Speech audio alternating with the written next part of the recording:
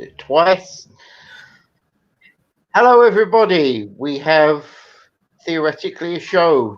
Um, Doku has an opinion on things, and he thinks he would like to quietly and calmly explain his opinion to everybody. And MC's here in his usual quiet, friendly, chatty way to let people know how things truly are. Doku, I believe you have some things you want to say to people. Well, first off, I don't know what you're talking about. I never have an opinion. Uh, that is absolute utter nonsense. But I do have an opinion. So, where do I begin? I guess I'll start with the most obvious. How on earth do you have the President of the United States come out and say, "Thank you for your support, but we don't engage in violence. Go home. Don't burn down the Capitol. Don't do anything like that." And then you have fucking jack off pieces of shit like Jack Dorsey on Twitter going, "Oh, this might be a cause for violence. We need to censor the president of the United States. He's calling for violence, even though he's literally doing the exact fucking opposite. You piece of shit, jack off." And then you have idiots on Twitter going, Trump asked them to come to the Capitol. He clearly wants people to engage in. No, he doesn't. You fucking disingenuous fucking moron. No, he doesn't. He's actively telling people who support him not to do that. But you fucking morons are sitting there saying he is. No. You want to know what's going on? You spat on people, you shit on them, you fucking instigated for 4 goddamn years, and now they're finally so fed up with you that they don't care what the President of the United States says. They don't care if he says stand by and stand down. They do not give a shit because they're that fucking pissed. So they're going to go out and they're going to do whatever it is they're gonna fucking do, in the words of a certain squad member. And you're trying to attribute this to Donald Trump. I hate to break it to you, but it wasn't him. You want to know who's at fault? You want to know who's causing this? You want to know the person the people that are responsible for what happened in DC yesterday? It's you idiots. It's you. It's not MAGA. It's not the Donald Trump supporters. It's not the Don himself. It's you. Because you constantly pushed people and pushed people and pushed people over and over and over again, thinking they weren't going to do shit. And maybe to some degree it was on the hands of Republicans because they're too fucking weak to do a damn thing when people fucking push them. Well, guess what? Now you see what the fuck happens when you push people a little bit too fucking far.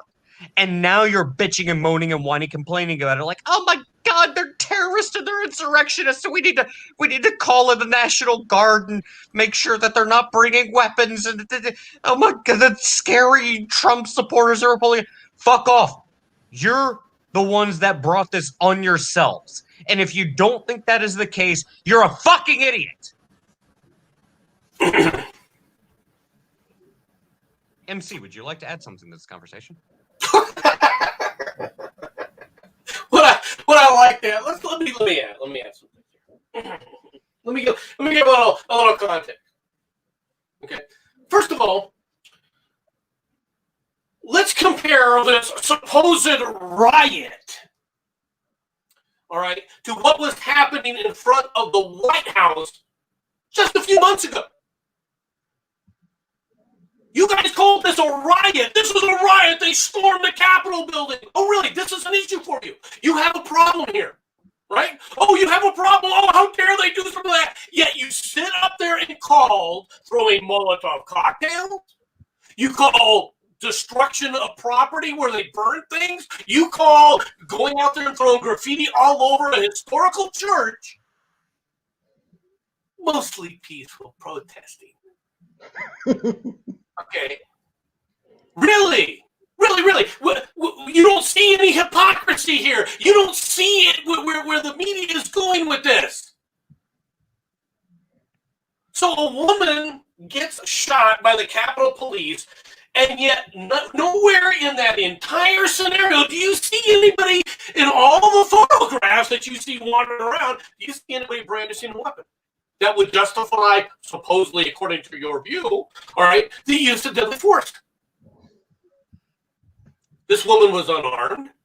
This woman hadn't done anything. And she's shot by the police. Would you call this a case of police brutality? All right? Would you? I mean, a woman who's just peacefully protesting, right? There's nothing wrong with what was going on. It's not, by your own definition of a riot, I mean, tell them a Molotov cocktails thrown, it's not even a riot, it's a mostly peaceful protest. I didn't see any Molotov cocktails being flung. Don't tell me about, well, the Capitol grounds are sacred. There's a people's house. Really? The people's house is locked? So the people can't get in it, huh? That's the people's house, huh? Okay, well, we'll continue down this line. Tell me, where were your concerns, all right, when the Republicans, certain Republican senators were being surrounded by screaming activists as they tried to walk between chambers, as they tried to get on elevators? Did we forget about all of that? Yeah, you're worried. Well, I pushed through the Oh, MC, I'm glad you bring that up, and that this gets to point number one of why I cannot stand the hypocrisy that we've been shown over the past 4 fucking years. So, yeah, okay, we'll put up with being called ismphobe, whatever the fuck label you want to put on us, and no, that's fine. It's fine. It's just Trump supporters. It's fine. But then the second that we get fed up with it, oh my God, we're violent, we're rioters, we're traitors, we're treasonous. I'm glad that they shot you. You're all traitors. You're all evil. You're all this and that. Except you fucking assholes have been doing the same shit for the past 4 fucking years. And what have we done? We've sucked it up. We haven't done shit. We haven't done a damn thing while you sit there and you loot, you riot, you burn down cities. And a lot of times, people that actually support you, people that you claim to support. But it's fine. It's fine when you do. You have people like Maxine Waters out here going, you go out there and you form a crowd. That's fine. But then you have the president of the United fucking States saying, support the Capitol Police, don't act violently, and Twitter suspends him. Hold on a second here, Godoku. CSG, it's okay to attack a federal courthouse, though, right? It's okay to sit up there and throw firebombs at a federal courthouse. It's okay to attack that, but oh my God, if you go into the people's house and wander around and maybe take Nancy Pelosi's sign off her door, oh my God, it's heinous rioting, right? Oh yeah, no, MC, didn't you know? The shoe is on the other foot, but this shoe is red and the other shoe is blue, so it's clearly different. Except we weren't the ones that fucking instigated it. If you want the fucking truth of the matter here, and I really hope, I really fucking hope that some Biden supporters, some Bernie supporters, some Yang Gang are here to listen to this, so I can give you the fucking truth of the situation. Whether you support Trump, whether you don't support Trump, is not relevant. I'm about to fucking lay some truth on you. Yeah, CSG, you obviously missed my earlier statement as well, right? Because if you're saying we're attacking the seat of government, so are the leftists, right? So are the leftists when they sit up there and we're wandering around the Capitol looking for Republicans, right, prior to the SCOTUS vote. Something you seem to forget, while they chased down city members of Congress. That's okay because it was on the left, right? That's okay. Even though it was the seat of government then, it was okay then. But now, this is the seat of government. It's okay to attack the White House that way. It's okay to sit up there and try and force through the White House and throw freaking rocks, throw freaking water bottles that are iced over. All right, that's okay. That's not attacking the government, CSG. All right, but you wander through the Capitol. How dare you? Huh? Although this is the point I was about to make.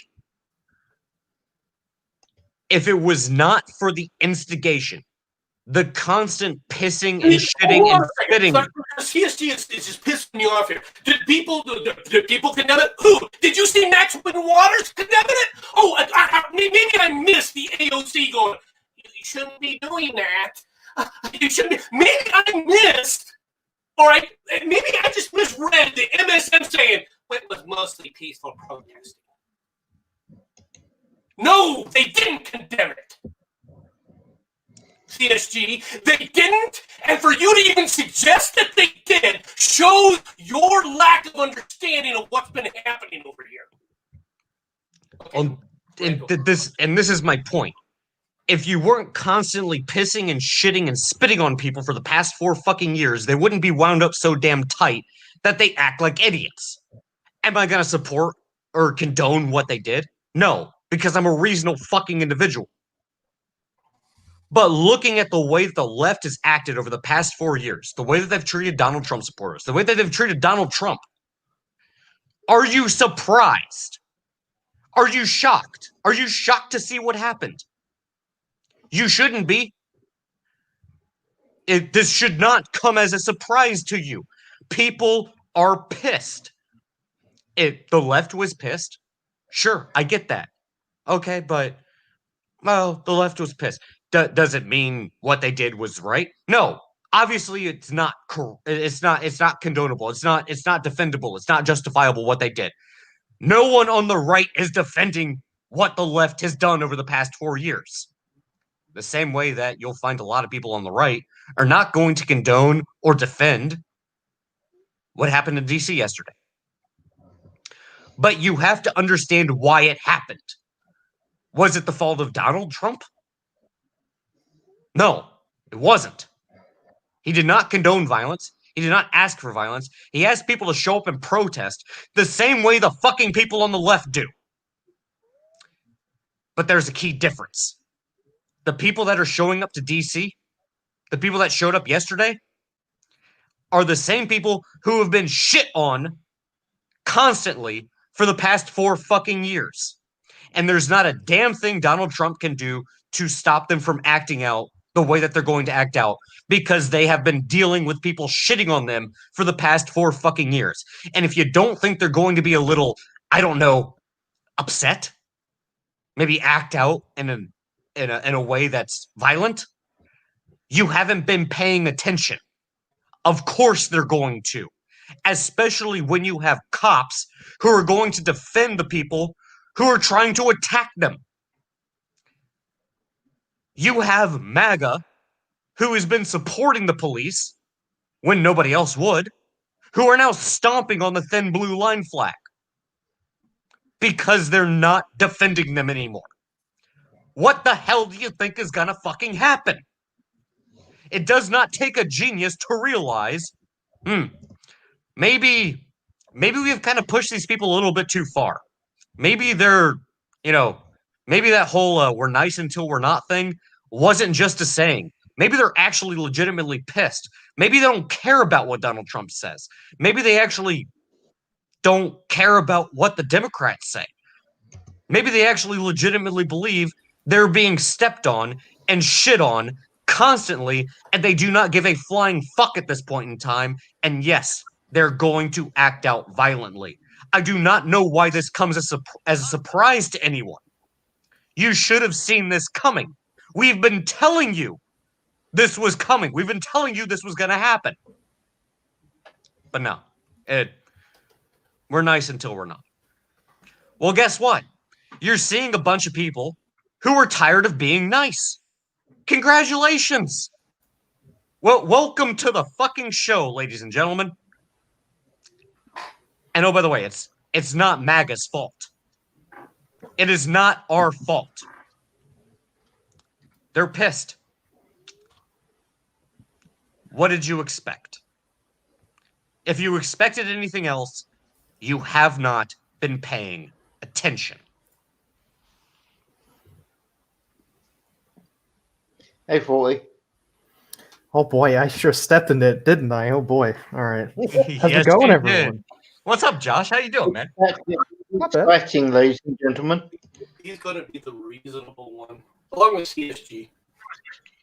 No, Hey, guys. I'm actually not going to be the reasonable one. I can assure you that. I take two very different stances on what happened yesterday.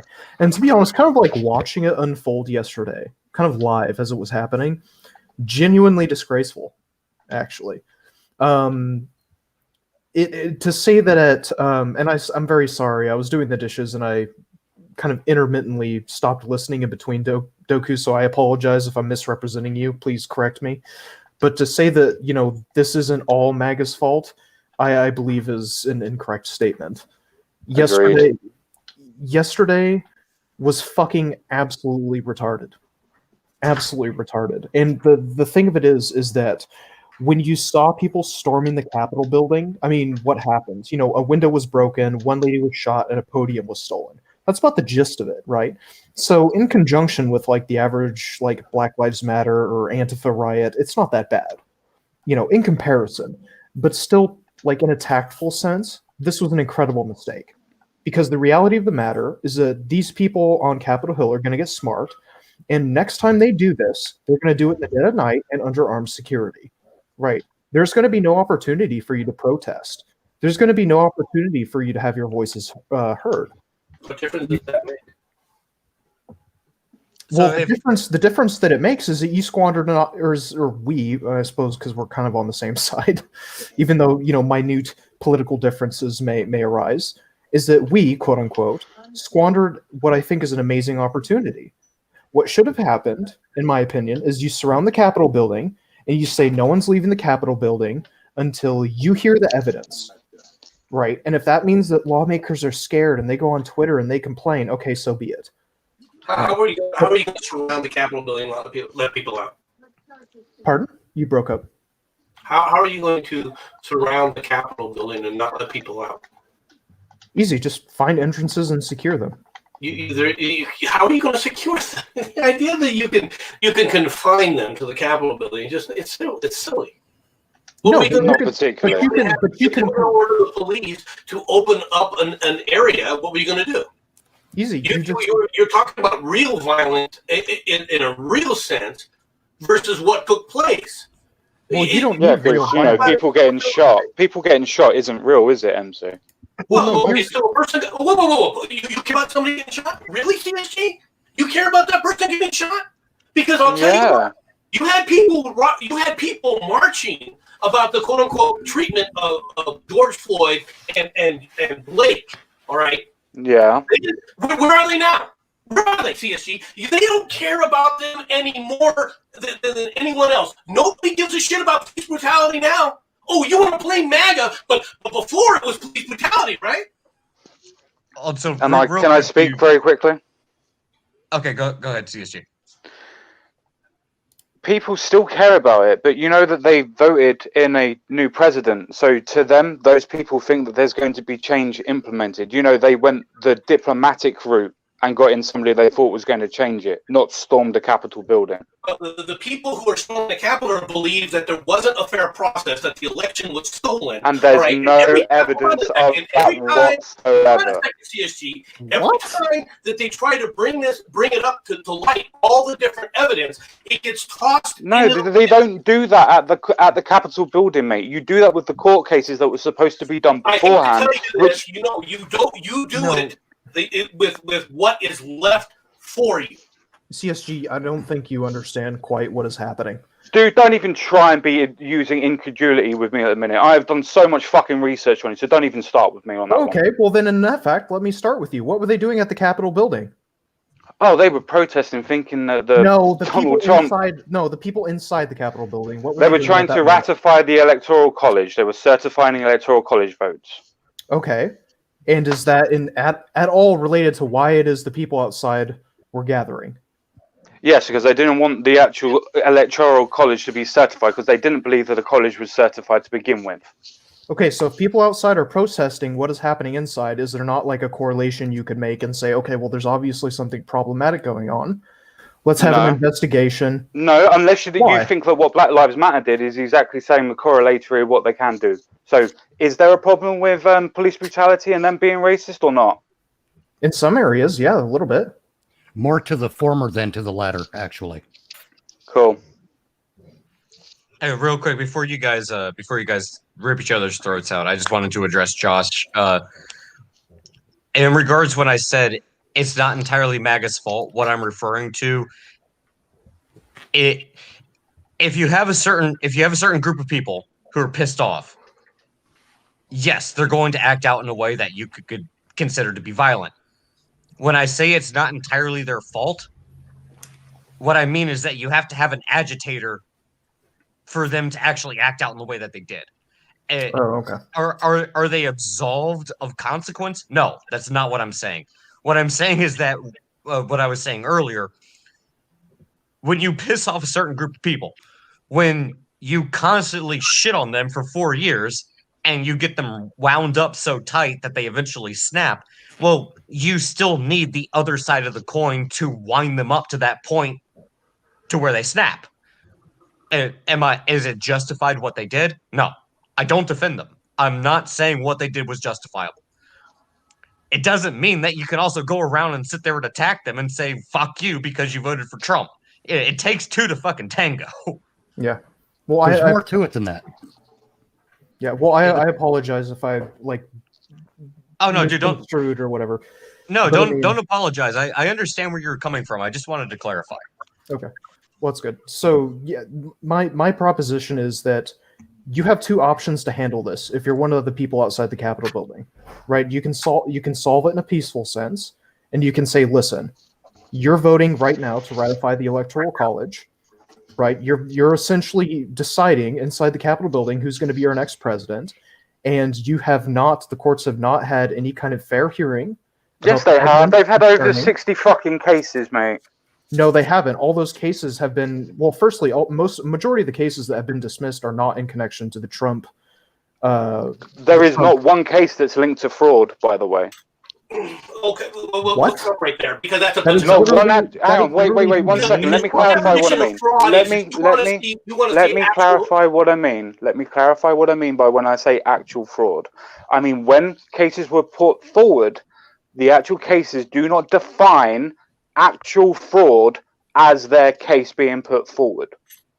Because that isn't the legal standard. No, because, there is no legal standard for fucking fraud, MC. Legal standard. Okay? The law is very specific about things.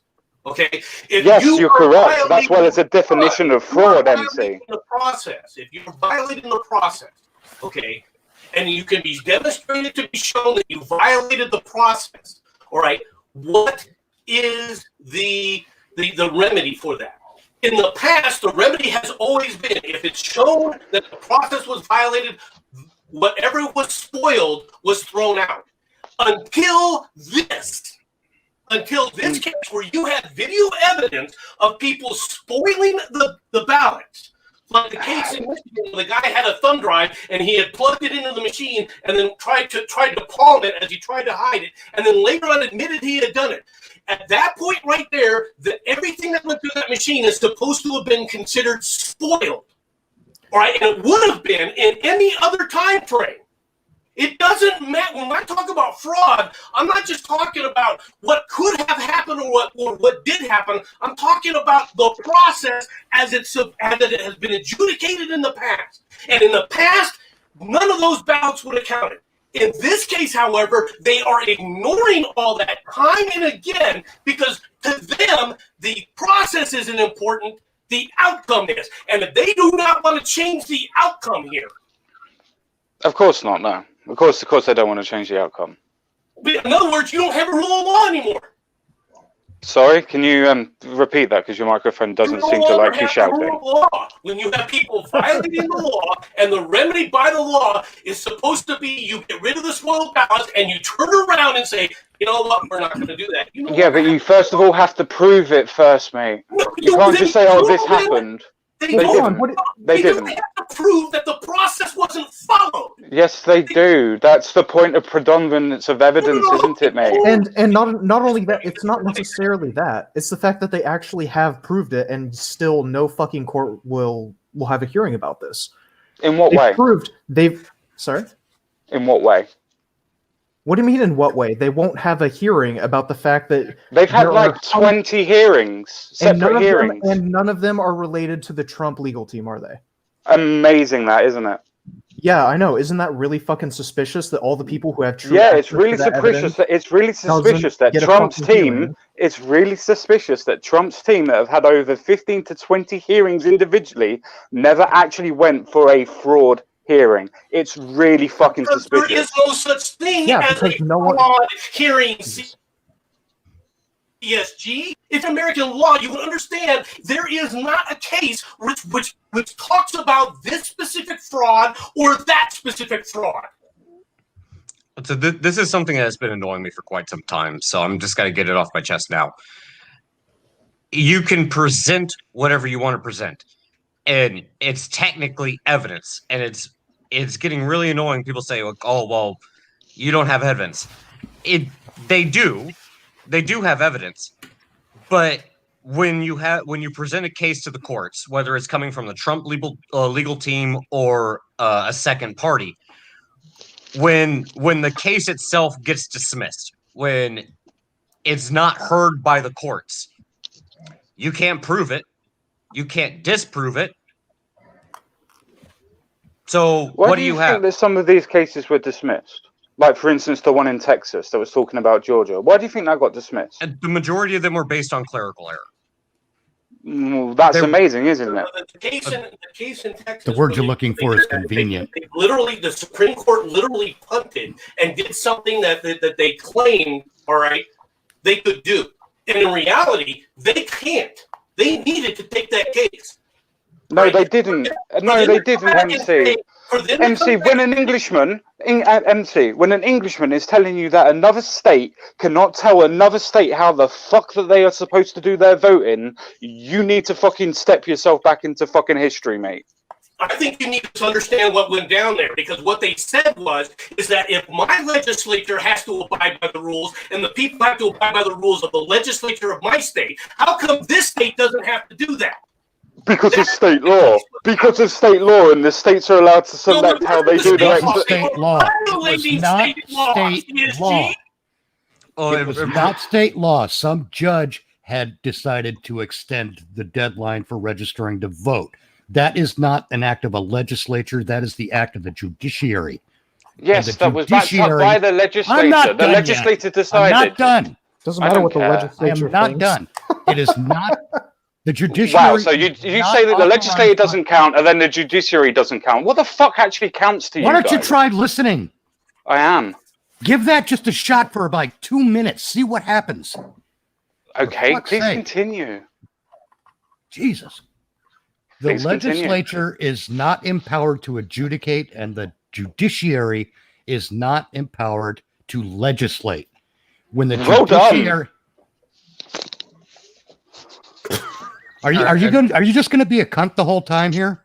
All right, no, I'm just waiting for your actual fucking point. Motherfucker. I'm just waiting for your actual fucking point, mate. Obviously, the legislator can't judiciate, and obviously, the judiciary can't legislate. That's why they work in tangent together. You use the word, you butcher a word like judiciate, and now suddenly we're supposed to take your word as gospel? Fuck off. Oh, I'm so sorry. You told him. Hold on. You told him to continue on, and then literally interrupted him as he was making his point. I said, "Well done." No, I've got nothing more to say to you. Fuck off. You're poisoning the well. What, by saying well done? Okay, fair enough. Carry on. Let Mitch go, and then CSG give your rebuttal. No, I'm done with him. I'm done with him. He doesn't want to hear what anyone else has to say. Relax a bit. Relax a Don't little bit. fucking You gotta join the remember, EU, CSGs used to deal with me, and we talk over each other all the time. So that's my fault. I'll take the hit for that.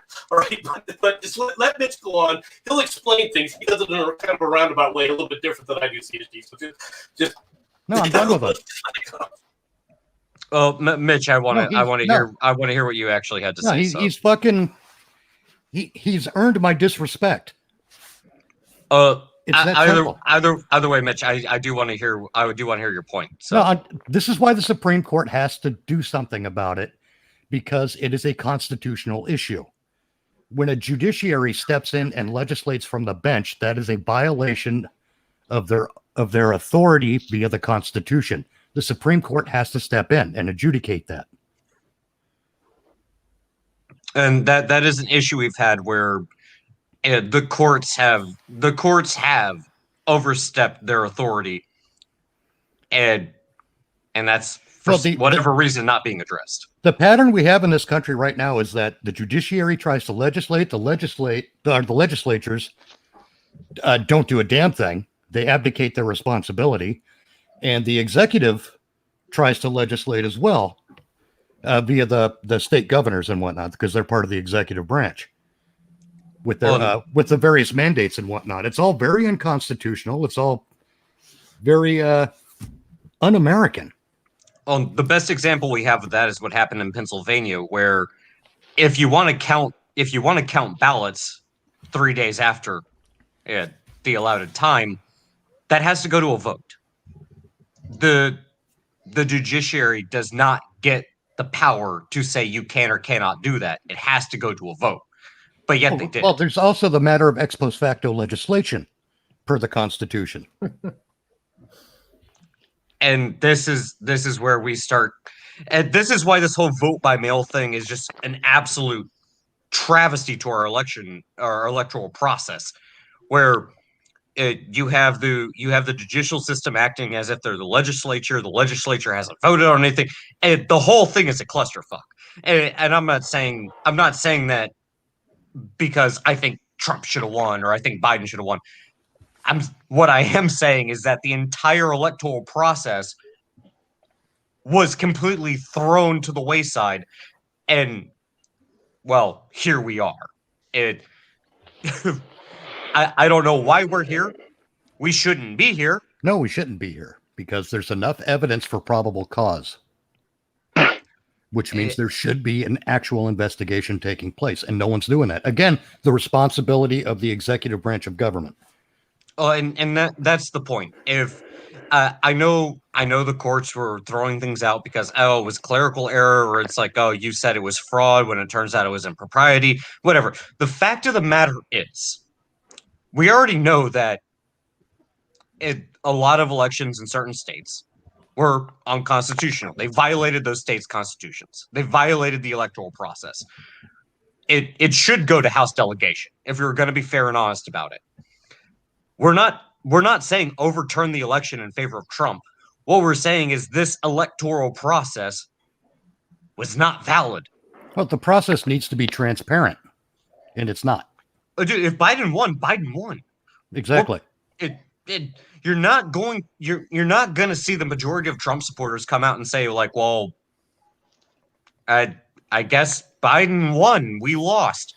What we want the courts to actually look at the evidence that was presented, acknowledge the fact that in certain states like Pennsylvania, Georgia, Wisconsin, Nevada, Arizona, the electoral process was circumvented by people acting in a partisan manner, people in positions of power, specifically the judiciary, and just acknowledge that fact and then rectify it. If Biden wins, Biden wins. But at least keep the integrity of our electoral process intact. Because if it's not intact, then guess what? It doesn't even fucking matter anymore. You might as well not even fucking vote. Well, and the other thing too is that it hasn't been that way in a long time. Not necessarily in just the macro respective things, right? If you want to talk about like the judiciary. Yeah. In terms of the micro, if you want to go down to even just a local level, I mean, you have video evidence in Georgia, people, specifically only Democrats in the building while everyone is gone, because supposedly everyone told them to go home or whatnot. No, they didn't. And they're running. CSG, sure. And they're running. They didn't. The actual, very, very quickly, they didn't. The actual. So everyone just left for dinner. No, they told the cutters that they could go home, not the counters. The counters overheard them saying that people were going home, and they went home by themselves. This was confirmed by the actual lead Republican that was to do with. Told they could go home. They said they were done counting. Is stopping. So you might as well go home, CSG. It wasn't that they said, well, you guys can leave now, don't worry about it. That's not what the Republican said. Huh? That's not what the Republican that was there said. I hate to tell you this, but which Republican are you listening to? Because the Republican that was there as an observer flat out said that's exactly. I almost spoke exactly verbatim what he said. So now CSG. So hang on, MC, hang on. Claim is a Republican, just like the guy who said, "Well, I'm voting for Ossoff because what are you on about, MC? Environment and diversity and all this other crap as right down the line." What's this got to do with what you just said? Say that this guy was GOP, and I don't even care if he's GOP or not. You have people, including people in the press, who have said no. They said that they were going to stop counting and to go. The people in the press didn't say that. This. It was reported that night. CSG. It was reported. Yes, it was reported that night, but then it was reconfirmed. It was reconfirmed by the head Republican counter that was actually false, and has actually been verified to say that this is actually what happened. I've got 4 stories that I can link to you now that states that. 4 stories that link to somebody who says that they yes, the head Republican counter. They were told that the counting was stopping. And if you don't believe me that the counting was stopping, please explain why there was nobody counting for a while there, and then these 4 people come back in and start counting again. And see, to touch on what MC and CSG are talking about, the issue is that they were told counting was going to stop, and then they continued counting, which means there's no meaningful observation. That just brings the election into question. It doesn't matter if doesn't. It does bring it into question, because if there's no meaningful observation, we don't know if the electoral process at that time did have meaningful. They did. How? Because they were able to. If there's no one observing, the head Republican observer was actually still there in the building.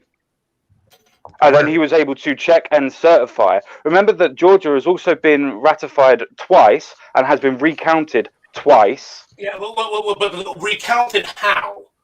Recounted by manually counting the votes twice. It's not what was happening. Oh, do you want me to get the story? Do you want me to go and get the story for you? It was recounted twice manually. If you want to talk about what you're going to pull out, I can pull out just as many articles the other way, CSG. If you want to play this, state that it wasn't. The state that it wasn't counted manually. No. So they were counted manually then, MC. They were counted manually. No, they were not. So the recounts weren't counted manually. No, they were not counted manually. Oh, okay. Stacks of what was there, and they sit up there and said, "Okay, we're going to sit up there and do this, but we're not going to review the ballots. We're not." So they're counted manually, but they're not going to review them. So this is part of the process. They were not allowed to look at what was done. They weren't allowed to see what numbers they were putting down, and those are the areas that were counted manually. The other count that they did, all right, was a quick check in other counties against what they said was coming from the Dominion machine, and they said, "Yeah, this is close enough." Yeah, it's close enough. As in, it was only 1 or 2 out. That's not a manual hand count with observers watching the people say, because when they started doing that, one of the things was that you're putting down that's a vote for Trump. You just said it was a vote for MC. and they tossed that guy out because he was observing too closely in that case. And then they were all told, you have to be in the room. You don't have to actually be observing what we're actually tallying. You just have to stand over there. That's not a hand count. That is people going, yeah, it's supposed to be 41 here. I'll put 41 down. It's good to go. That's not a hand count. So they didn't manually review it then? No. The only people who were allowed to review it were the same people who were quote-unquote doing the counting to begin with. You mean the actual observers that were there to begin with went back to observe? Observers do not count. Observe! I didn't say that. I said the observers were there to observe. Are you not listening to me now? No, you're not listening to me. The observers who were there were not allowed to get into a position to actually observe. So you had a guy with the name observer who couldn't observe shit. Really? Yeah. Well, I mean, how clearly can you say? What, in both recounts? No observers were able to observe. There were no observers at all. In the second very interesting. Very interesting. That's definitely a hell of a lot different to the stories that I've got. Hold on a second. And the other thing about this is the first recount that you're talking about was not a hand recount, and it was only done in selected counties. Yeah, the same as the whole thing was only done in selective counties. No, if you're going to do a statewide recount, you got to do all the counties, don't you? No, because it wasn't a statewide recount. It was a recount to see if there was going to be inconsistencies to then do a state recount. That's great when you say that we're going to look for inconsistency by the same people who are going, yeah, we don't see any inconsistency. You know how statistics work, right? What? You know how statistics work, right? I do know how statistics work. You want to take a look at the statistics, how the voting actually went, and tell me? Yeah, I do, because you know how they do it at the end. You're going to talk about statistics, and you're going to sit up there and talk about how it actually went against the night that was there? And yeah, I saw it. Those statistics don't matter to you, but this statistic that they're saying, well, yeah, these guys were not fraudulent. MC, if you actually let me speak, I would be able to say to you that the reason why there was a big bump in there is because guess what they do at the end of the voting when they've counted all of the votes that have been done on the day? They count absentee votes, right? And mail-in votes, right? Why did no other state with no other counties? Most states did that. Except for the 5 states, Wisconsin, Michigan, Georgia. All of them did. All of them had that spike. Is in there, right? And all of them had that spike. All of them had that spike. But some of them had a varying degree of spike. Did you see that spike in Nevada? I mean, not Nevada, but California? No. Did you see that spike? Because they're already a Democrat stronghold. Why would there be a spike of Democrat votes if it's a Democrat stronghold? Did you see that spike in Nebraska? You just said you just said you would see that spike in every state. To compare, you're looking for a massive spike. You're looking for a massive spike. Well, if you already have a Democrat-held area, you're not going to have a massive spike. You are going to see a spike. That massive spike, all right, are actually there's one more state that had that spike, right? Yeah. Which was Virginia. Oh, I was thinking Wisconsin. Wisconsin had that spike too. All right. Yeah. Michigan, Georgia, Nevada, right, and Arizona. All those states had the spike. Yeah, because they had absentee votes that were counted at the end at a high votage, or a high number, should I say? Sorry. No, what was that? Say that again. I'm sorry. Because they had high absentee votes that were counted at the end, like they're supposed to be. Absentee, they were mail-in voting. There's a huge difference, and that's one of the disputes. Both of them were counted at the end. Both absentee and mail-in were counted at the end. Counted right along with it. It wasn't that they were waiting to the end to just do it, because they sit up there and go, you know what, these counties, we're just going to wait and hold off for the absentee ballots at the end in just the Democrat stronghold counties. But they didn't do that in just the Democrat-held stronghold counties, did they? They waited to the end in every state. We're counting the ballots as they came in. Yes, and then when they run out of the votes that were in California, and more of them started to come in as absentee and mail-in, they just encompassed them into what they were doing that night. What does that have to do? That has nothing to merit. What goes in? Yes, in it's Maryland consistent, versus- MC. It's consistent to No. say that what they did at the end is that they counted absentee and mail-in votes after the actual static votes were counted. That is not, then you're already violating the laws because you're already treating the ballots in a different manner. No, they're counting them differently, as in how they were If put you're in. counting them differently, you are placing them in a separate category. You can't. Not necessarily. No, it's just a case of them storing them to be able to count at different times. Just storing them like just putting them under a desk until let's go get them now, right? When nobody's around to observe. Yeah. You mean when they're actually carried in properly on the fucking safe and actually seen that they're carried in? I'm gonna interject real quick. MC is correct on this one. You cannot treat a ballot any different, regardless if it's absentee, mail-in, or in When person. they say I treat, don't think that's when what I say CSG treat, is saying. thank you. Yes, thank you. So- By the way, I apologize for losing my temper with you earlier. That's fine. I was being a dick. Oh well, okay. And we're all assholes here, so I know I it's all am. good. I It's all good. I can drink a serum and make it worse. But Mitch, stop apologizing, you bastard. I'm not. I finished that part. Good. But I think what CSG is saying is that you don't treat a mail-in ballot or an absentee ballot like you do a showed up in person to vote ballot. I mean, they come from three different avenues. I think that's what he's getting at. Yeah. Oh, and that's a fair assessment. What I'm saying is that once they actually get to the counting stage of things, when you're actually tabulating the ballots, you can't treat them differently, and that's where we're having an issue. Right. I think that's where the miscommunication's happening. Yes, which would be a case of thank you very much. Which would be the case that I'm not saying that they're being treated differently. It's a case of them being counted differently. Now, let me just finish. If you get to a point of thinking that the static vote is going to be the biggest percentage of vote that you're going to get on that night, you're going to count those votes first. So you can get a picture and a percentage or a statistic of what's going to be, so you can do a projection. So I see you unmuted, MC. So just give me a second, and then go on the rant.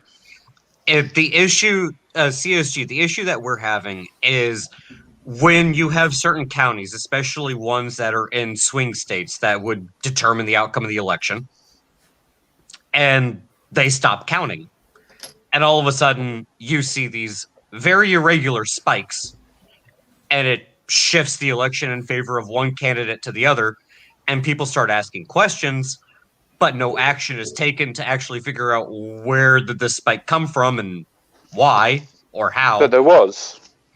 But it's not been looked into. But that's why I said it was, because it was. No, it wasn't looked into. It was dismissed. In Georgia, you had because I know Georgia cases quite well, unfortunately. In Georgia, as I said, you had the head person of the Republican that was doing the actual count, was the organizer of the counting. Ignore the fact that it was the head Republican. It doesn't matter. What that guy was claiming, all right, didn't take place, right? Because the people on the ground were at odds with what he was saying. So here you have this guy saying, "Oh no." Can I just say one thing, MC? And the people that were the observers telling you, "No, it wasn't." Who are you going to believe? The observer that actually knows what the fuck he's talking about, compared to some cat that's on the fucking street looking in. Not the head observer. All right, the guy who's yes, he was the head observer. He was the head observer. He knows the rules off by heart. He was not observing. When you come back and tell me that this guy was observing and he's nowhere in that room, all right, he's not observing, is he? And you're no, he was absent for 2 hours. When I can see the fact that he isn't he was in absent. The room observing. He was absent for 2 hours. He was absent for 2 hours. And then he was able to reassess what happened and was able to count up. He reassessed what happened, but he couldn't see what happened. Are you going to let people finish your fucking point, MC, or do you just want to do the show by yourself? Well, CSG, I need to ask you a question. With what we see in the room, there's at least 4 ballot counting machines. In 2 hours, that's 30,000 votes. Sure. That would swing Georgia. It could swing Georgia. It could. It very well could. And again, I'm not making the argument that Trump won. I don't think any of you are. I'm trying to be as honest as I can, and I don't think that any of you are doing that. That's why I'm trying to be as honest as I can. No, I'm quite happy having the conversation. It's just, as Mitch said before, it's hard when you can't speak. No, I understand. So I'm gonna be as brief with this as possible. If you could have meaningful observation, this would be a non-issue. If I don't understand why the Democrats are so terrified of doing an audit as opposed to a recount. We should actually have an audit. Why that hasn't happened, I don't know.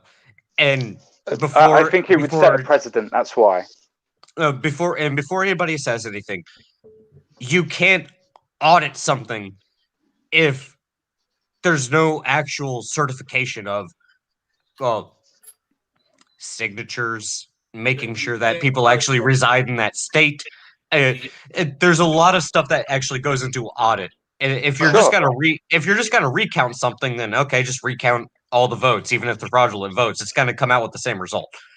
What we want is an audit because no, it will, unfortunately.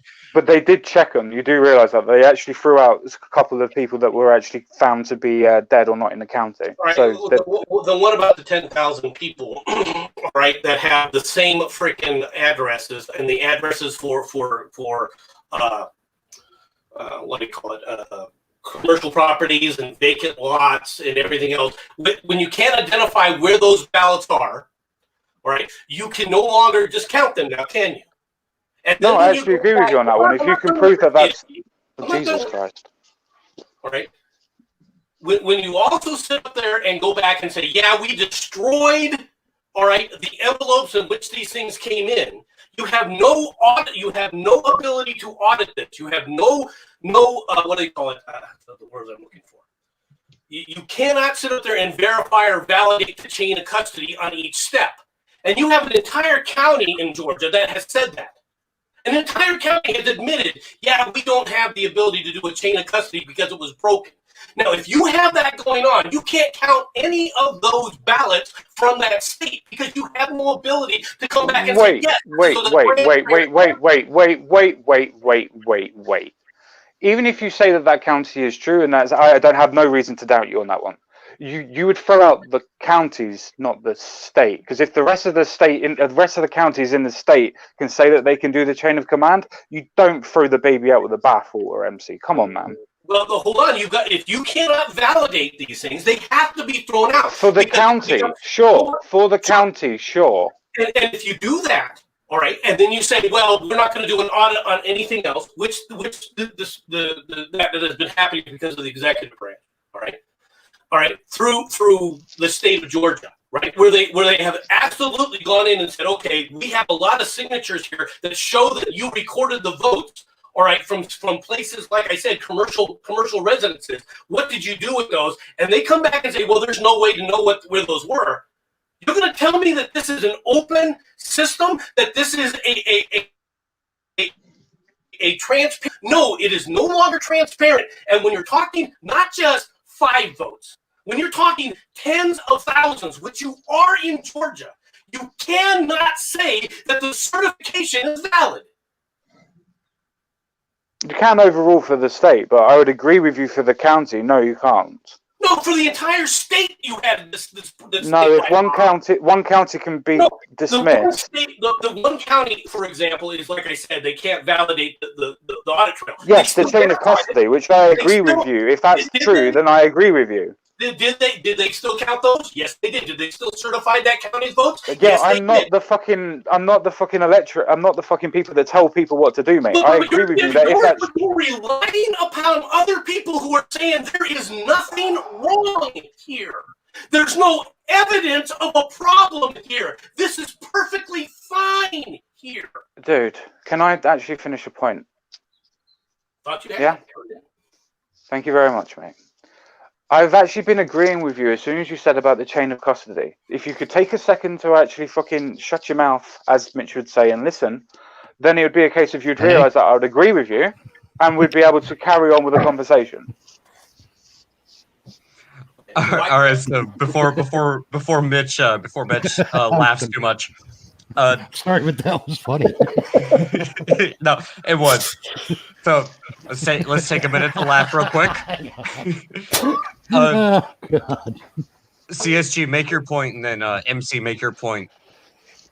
Sure. The thing that I'm trying to say is that why wasn't that put forward as the preponderance? Sorry, I can't fucking speak at the minute. Why wasn't that put forward as the focal point of their evidence of their case? Because that would actually have legitimacy for getting rid of that county, then calling into question everything. Because that by itself. Fuck me. Oh, sorry, apologize. I was wrong. All right, go ahead, CSG. If it's actually coming to the point of calling in... Jesus Christ. MC, why don't you just carry on, mate? MC, you just take the show, mate. I'll just fuck off. You carry to say that you're a company with Girardi, and then I apologize. There's a delay here. I apologize. I need to shut up. I'm sorry. That would actually have a point of legitimacy, as in questioning the legitimacy, at least for that county. If you can do that for that county, then sure, I have absolutely no question in saying that I would support that and go forward with that. But the question I would have to ask on that one is, why wasn't it? Because that would be something that any legal team, as you quite rightly pointed out, would quite easily jump on and go, well, where's the chain of custody? Something is amiss here. Any basic legal team would jump onto it, which makes me question why they didn't. Oh, so before MC jumps in or anybody else, they tried to, and a lot of it was thrown out because, well, clerical or procedural errors, and, well, the rest is, as they say, history. I don't remember that case being put forward for that reason. Again, it was clerical errors, it was procedural errors, and that was enough to throw the case out. And they weren't going to look at the actual evidence, the things that we're talking about right now, which are at a bare minimum suspicious. They don't care. It's, you didn't file the case properly. It wasn't done in the proper procedure. It wasn't done the right way. Sure. So can I put this before you finish? Can I just put something to you? That's fine. I do understand it, but there probably is the element of people maybe thinking that. Can I ask you, if it comes to a point of, say, Russiagate? I don't believe in Russiagate before anybody jumps down my throat. I don't think that it happened, at least anywhere near what they say it happened. So, say for instance that when they filed their cases for Russiagate, they didn't do the clinical and clerical stuff properly, but they still went forward with it anyway. Would you be sitting here saying that they should have done the clinical stuff first before they went forward? Oh, I do think they should have. And honestly, if you want my personal opinion on the matter, I think the reason that they have found themselves, I don't care if it's Powell or Linwood or whoever else, I think it's because they were at such a time crunch and they wanted to get this stuff through the court so quickly, with the hope that if it gets tossed out in the local courts, it goes to the federal courts and then it goes to the Supreme Court, just trying to move it up the chain. They fumbled. And that's my opinion. I think they just tried to move too quickly. They made mistakes. They fumbled. But here's the problem when it comes to the courts. If you fumble, well, guess what? Doesn't mean you can't. You can always move it up the chain. So, yeah, they botched it. They fucked it up. That depends on whether or not a case is dismissed with prejudice. True. No, I agree. Yeah. No, I completely agree with that. There is definitely a case that could be made for prejudice, especially when it was cases outside of Georgia and led by more Democrat-led, should we say, judiciary. So no, I completely agree that there could be a bias in the dismissal of cases. But the point that I was trying to make specifically on this one is, even if it comes to a case of it being a clinical error, as far as I'm aware now, admittedly, I'm no fucking legal scholar, and by any definition, I'm not American legal scholar by any stretch of the imagination. But I'm pretty sure that if you make a clinical error, in most court cases, they can actually, if you do the same case and actually, redo the actual errors, it gets pushed forward quicker. Only if only if the case is decided and dismissed the way Mitch was talking about. The problem is that when you're dismissed with prejudice, right, you can't refile that case. Okay, you can appeal the dismissal, okay, to a higher court, but if they refuse to hear it, you're done. Okay, it's totally at their discretion if they choose to hear your dismissal or not.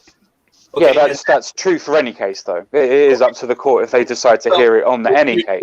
Well, but once again, the difference is with how it was dismissed. If it was dismissed with then you can't refile. Even though it's a clerical error, you cannot refile.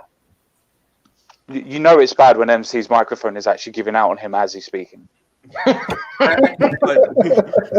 but no, MC is correct on this one. A lot of the cases that got thrown out, they got thrown out with prejudice, which means they cannot appeal it to a higher court. It's basically you're done.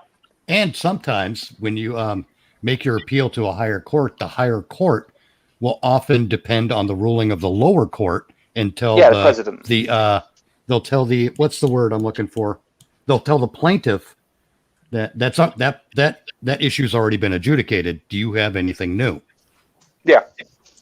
No, I completely agree. The only thing that I would try and throw in as a monkey wrench, so to speak, is with the case of, well, yeah, so unfortunately everywhere does at the minute.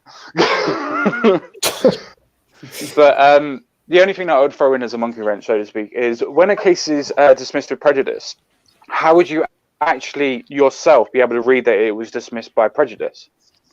Now, me and you, before we go into it, me and you can quite easily sit here and say, yes, Democrats are going to be biased towards this point, so they obviously are going to dismiss it by a prejudice, or vice versa. Well, I think you have I don't think we've communicated it well to you. In America, when a case is dismissed with prejudice, that's actually a legal precedent. Sure. When a case is dismissed with prejudice, it's not suggesting that the courts are prejudiced against a plaintiff or defendant or anything like that. What it is that it's the court saying that we are dismissing this case and it cannot be refiled. That's what that means in America. Yeah, you don't have a way of appealing it or bringing it to a higher court or even bringing it back to the same court. You're done. It's gone. Generally it means bye. Generally it means the court is saying this is a stupid case. Do not bring it before another court again. Yeah, you don't have a way to appeal it. They're not going to look at the evidence, and even if you try to bring up the same evidence in a different case, chances are that court is going to look at it and say, well, you brought the same evidence in this case and it was dismissed with prejudice. We're not going to hear it, and they'll dismiss it with prejudice as well. It's basically game over, you lose. Yeah. Okay. The reason why I asked that is because, as I said, I've done little bits of research. I'm not going to say I know fucking everything because, no fucker can. But I've done little bits of research, and from most of the cases that I've seen, the verdict was dismissed due to clerical error or due to malpractice or something of that description. Most of the cases I've read haven't actually put down that they were dismissed with prejudice, and that's why I was asking: is it put down as such? It should be if it is. Okay, that's why I just wanted to clarify because I haven't seen. I don't think I've actually seen any. I'm not saying again. I haven't necessarily read every fucking case, so I'm not saying that it by any means is, well, I'm right and you're wrong because I haven't seen any. No, that's my incredulity. Right. If I haven't seen it, I haven't seen it. Plus, if your information is sourced from is a media source, the media source. I went to that. Or did you read the actual case? Yeah, if I do case reading, I try to go straight to the case, the same as I would do with George Floyd or something like that. Okay. As you quite rightly say, most of the news sources, if they're going to be doing case reviews, normally cannot help, unfortunately, because somehow media likes to throw in their biases and then say it's reporting news. Normally puts in a form of bias when they're doing case reviews. So I generally stay away from that fucker. Well, we're kind of dancing around something here and not really hitting it. What we're witnessing, I believe, is a mere symptom of a much bigger problem, including the events yesterday at the Capitol. It's not explicitly, or I'm sorry, not explicitly, but exclusively about the election. There's been shit going on in this country for a very long time that demonstrates that not only our news media, but our government has quite wrongly, or quite, Jesus, I can't speak now. Welcome to the club. Indeed. Our government has earned our lack of trust. Mhm. Is part of what's going on here. And I think this is just, this may be just tip of the iceberg of that whole thing. I mean, I constantly bring up a federal case from 1999 in which New London, Connecticut refused to hire a police applicant because he scored too high on an IQ test. And when that applicant sued New London, Connecticut, it went to a federal court. And the federal judge, Peter C. Dorsey, ruled in favor of New London, Connecticut, which sets a precedent that it's okay to hire less qualified people. It's a lowering of standards. And we witness that lowering of standards when we see things like the Jeffrey Epstein case, where they have a flight log, and when they raided the island and the compound, they found a DVD collection. And yet we've seen no prosecutions come out of any of that for some reason. Whether it's politically motivated or it's absolute incompetence, I don't know. But there's something going on there. And that kind of thing demonstrates to the people that your government is not trustworthy. Same thing with that Vegas shooter. They investigated for several weeks and then, several months. Then we got nothing. I'd actually agree with you. Very, very quickly, sorry. I'd actually agree with you that I do think that with certain cases, I think that they are very, very politically motivated. I can think of the raid gangs of Rotherham, Newcastle, and the places in the UK that were. Those are good examples. Yeah, that were definitely covered up. They definitely showed that at least local councils had involvement in the actual cover-ups. Though I know for a fact, and I did videos on it, that the Home Office from Tony Blair and Gordon Brown years actually knew about these rings and were actually being brought to their attention, so to speak, and was left on purpose. Obviously, their claim is racism, but as an induction or abduction, I would actually have to say that you only cover things up if you know people that are involved or you are. Generally, yes, or if you're paid off. And so Mitch brought up a few things that I actually want to get everybody's opinion on. The first being, what we're seeing happen in the United States right now is indicative of a much deeper rooted problem, and that's, to be blunt, we don't trust the system. We do not trust our government. We're even seeing Trump supporters stepping on the thin blue line flag at this point in time. Trust in the United States. That's amazing to me, by the way. It's not amazing to me. And when it goes back to what I was saying originally. You spit on people long enough, and you shouldn't be surprised when they start spitting back. I find it hypocritical because when they were defending the police against the protesters, which I actually agree with, they were absolutely fine with the tactics that were used. When it's then used against them to defend, the state capitol building and, some important people that may or may not still be inside, apparently that's them being oppressive and we can no longer sought after cops anymore. That's the thing. It's, you had a group of individuals who are of a certain political leaning who, are saying law and order. We don't want to see chaos and anarchy. We don't support it. But all of a sudden, the people that you're supporting now all of a sudden turn against you. Well, yeah, you're going to lose support rather quickly. Well, let's not forget philosophy is that you can't sit up there and say, you follow the structure, follow the structure, follow the structure. Okay, when the structure is only followed one way. You're saying that it's hypocritical, but it's not. And the reason it isn't is because it was only ever being followed one way. Exactly. And I wanted to point out that when it came to a lot of the stuff that was coming from a lot of the violence in rioting and whatnot coming from the left, police have been ordered to stand down. And they followed those orders. So before Mitch, I'm sorry, go on. I'm gonna have to cut you off real quick because I know you guys are gonna talk about this. So I just wanted to get to the other 2 points. Oh, right on. So point number 2 is if the left was so confident that Biden won, why not just put all of this to the wayside? Just look at the results, confirm that Biden won, maybe not by a lot, but Biden won. And sorry, you're gonna have to deal with it. Biden won, and that shouldn't be a terribly difficult thing to do. It calls the whole election into disrepute and then sets a precedent. So the Democrats can do it next time the Republicans do it. And It just delegitimizes it all the way through every time.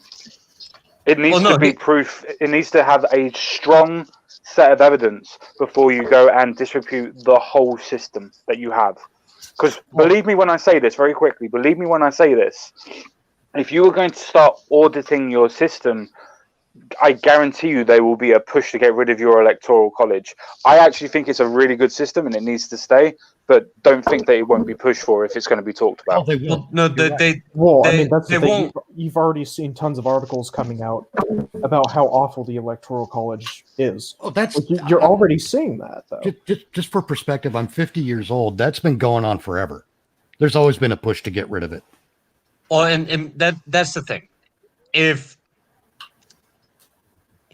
the way you see things now, the electoral college is fine because Biden won. And now you're seeing the other side of the coin. Well, we don't. You're not seeing the Republicans or the Trump supporters saying abolish the electoral college. What we want to see is we want to see the actual election results, and we want to be confident that the system actually worked as intended. Yes, that's the difference. So, do we want to abolish the electoral college? No. No, we don't. I do not want someone who I never said that you guys did. No, I know. I'm not attributing that.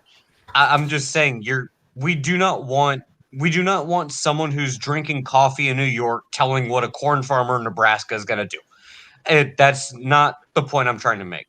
The point I'm making is literally this simple. All we want to know is that the actual system that we have in place worked as intended. And if Biden won and the left is confident in that, then there shouldn't be a problem with auditing the election and proving to everyone who thinks the election was stolen that no, in fact, it wasn't, and Biden is in fact the winner of the election. But again, I agree with you in principle. But the calls for transparency are being ignored. And what's more is CSG, you got to understand something. This is not the first rodeo for this stuff. This has gone on several different times in several different states where they have gone in and said, look, we need to have a transparency here, so therefore we're going to demand an audit. And it was fine before. But when it became now where they really want to do a serious amount of auditing, where there's a serious bifurcation between what the legislatures in these states have put out versus what the executive branch did, that's now you got a problem. Because if the law is one thing, but the executive said, no, we count this way, you have a problem. And this is what Texas was trying to point out. They were saying our legislature has to abide by the rules. Our executives have to abide by the rules as a state. How come Pennsylvania doesn't have to abide by those same rules? Which is why they follow us.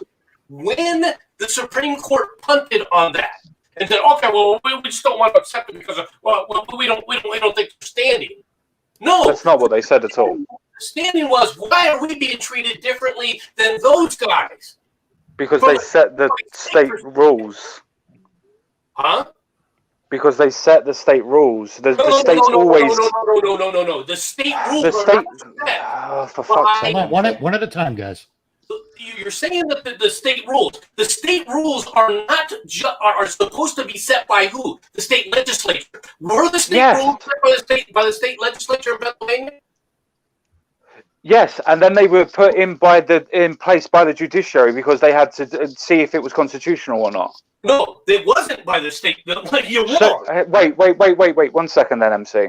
So it wasn't proposed by the legislature first and then put through to the court to see if it could be ratified or not. No, the courts actually set the standard. They didn't go So through the legislature. the courts themselves, just so I get this straight, because I've read quite a bit on Pennsylvania as well. So to get this straight, you're saying to me that the courts themselves, a singular judge or lawyer, set the precedent and then decided that they were going to put it through the court. It did not go through any legislator whatsoever to begin with and then go to the court. No, I believe the actual chain of events. Because Pennsylvania is real specific. No, I know it is, which is why I'm asking. It didn't go through the legislature. It went. So it wasn't proposed at all. No, but whether it was proposed or not, it still has to be voted on. Thank you very much. So it was proposed by the legislature and then was checked by the judiciary, like I said. We're having another miscommunication here, I think. You have to All right, enact it. It's not a matter that a legislator said, "I think we should do this, therefore it's acceptable." All The right, so entire legislature has to go in and say, "This is the process." hold on, MC. I want to explain this to CSG. What happened is that there was a law put forward by the legislature, and the legislature voted on it. Yes. When it came to the courts interpreted it in such a way that actually went against what the law itself was proposed, circumventing the legislature and changing the law.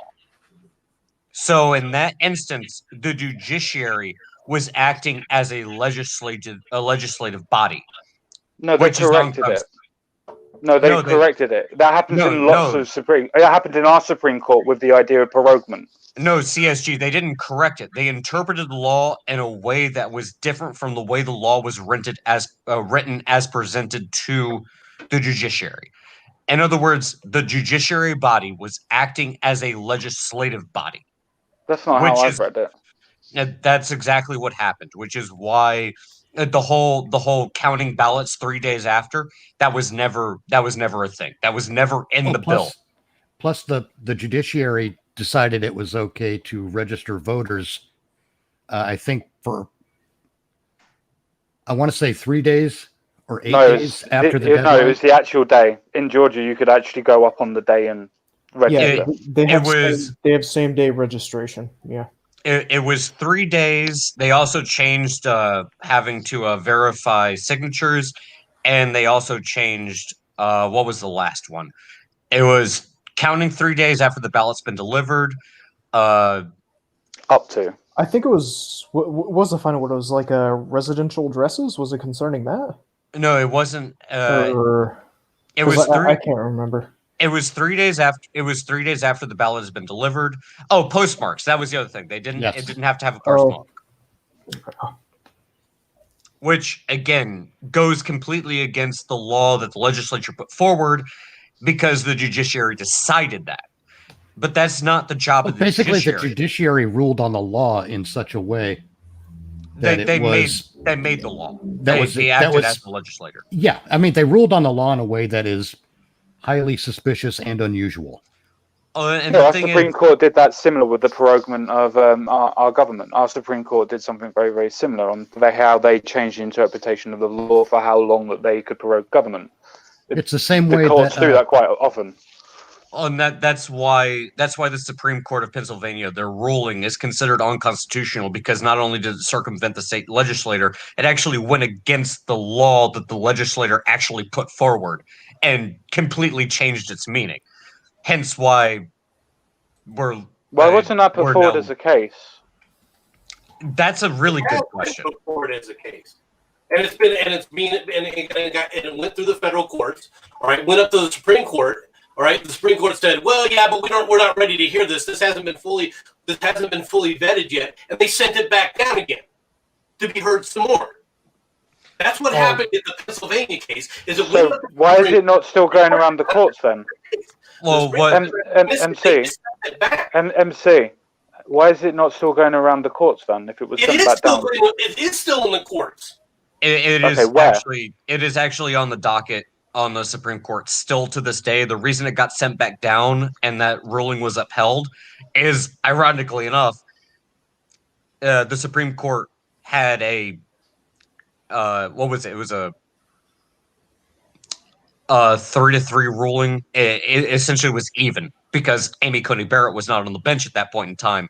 So it got sent back down, and they upheld the ruling of the Pennsylvania's Supreme Court ruling. So they just deferred to that.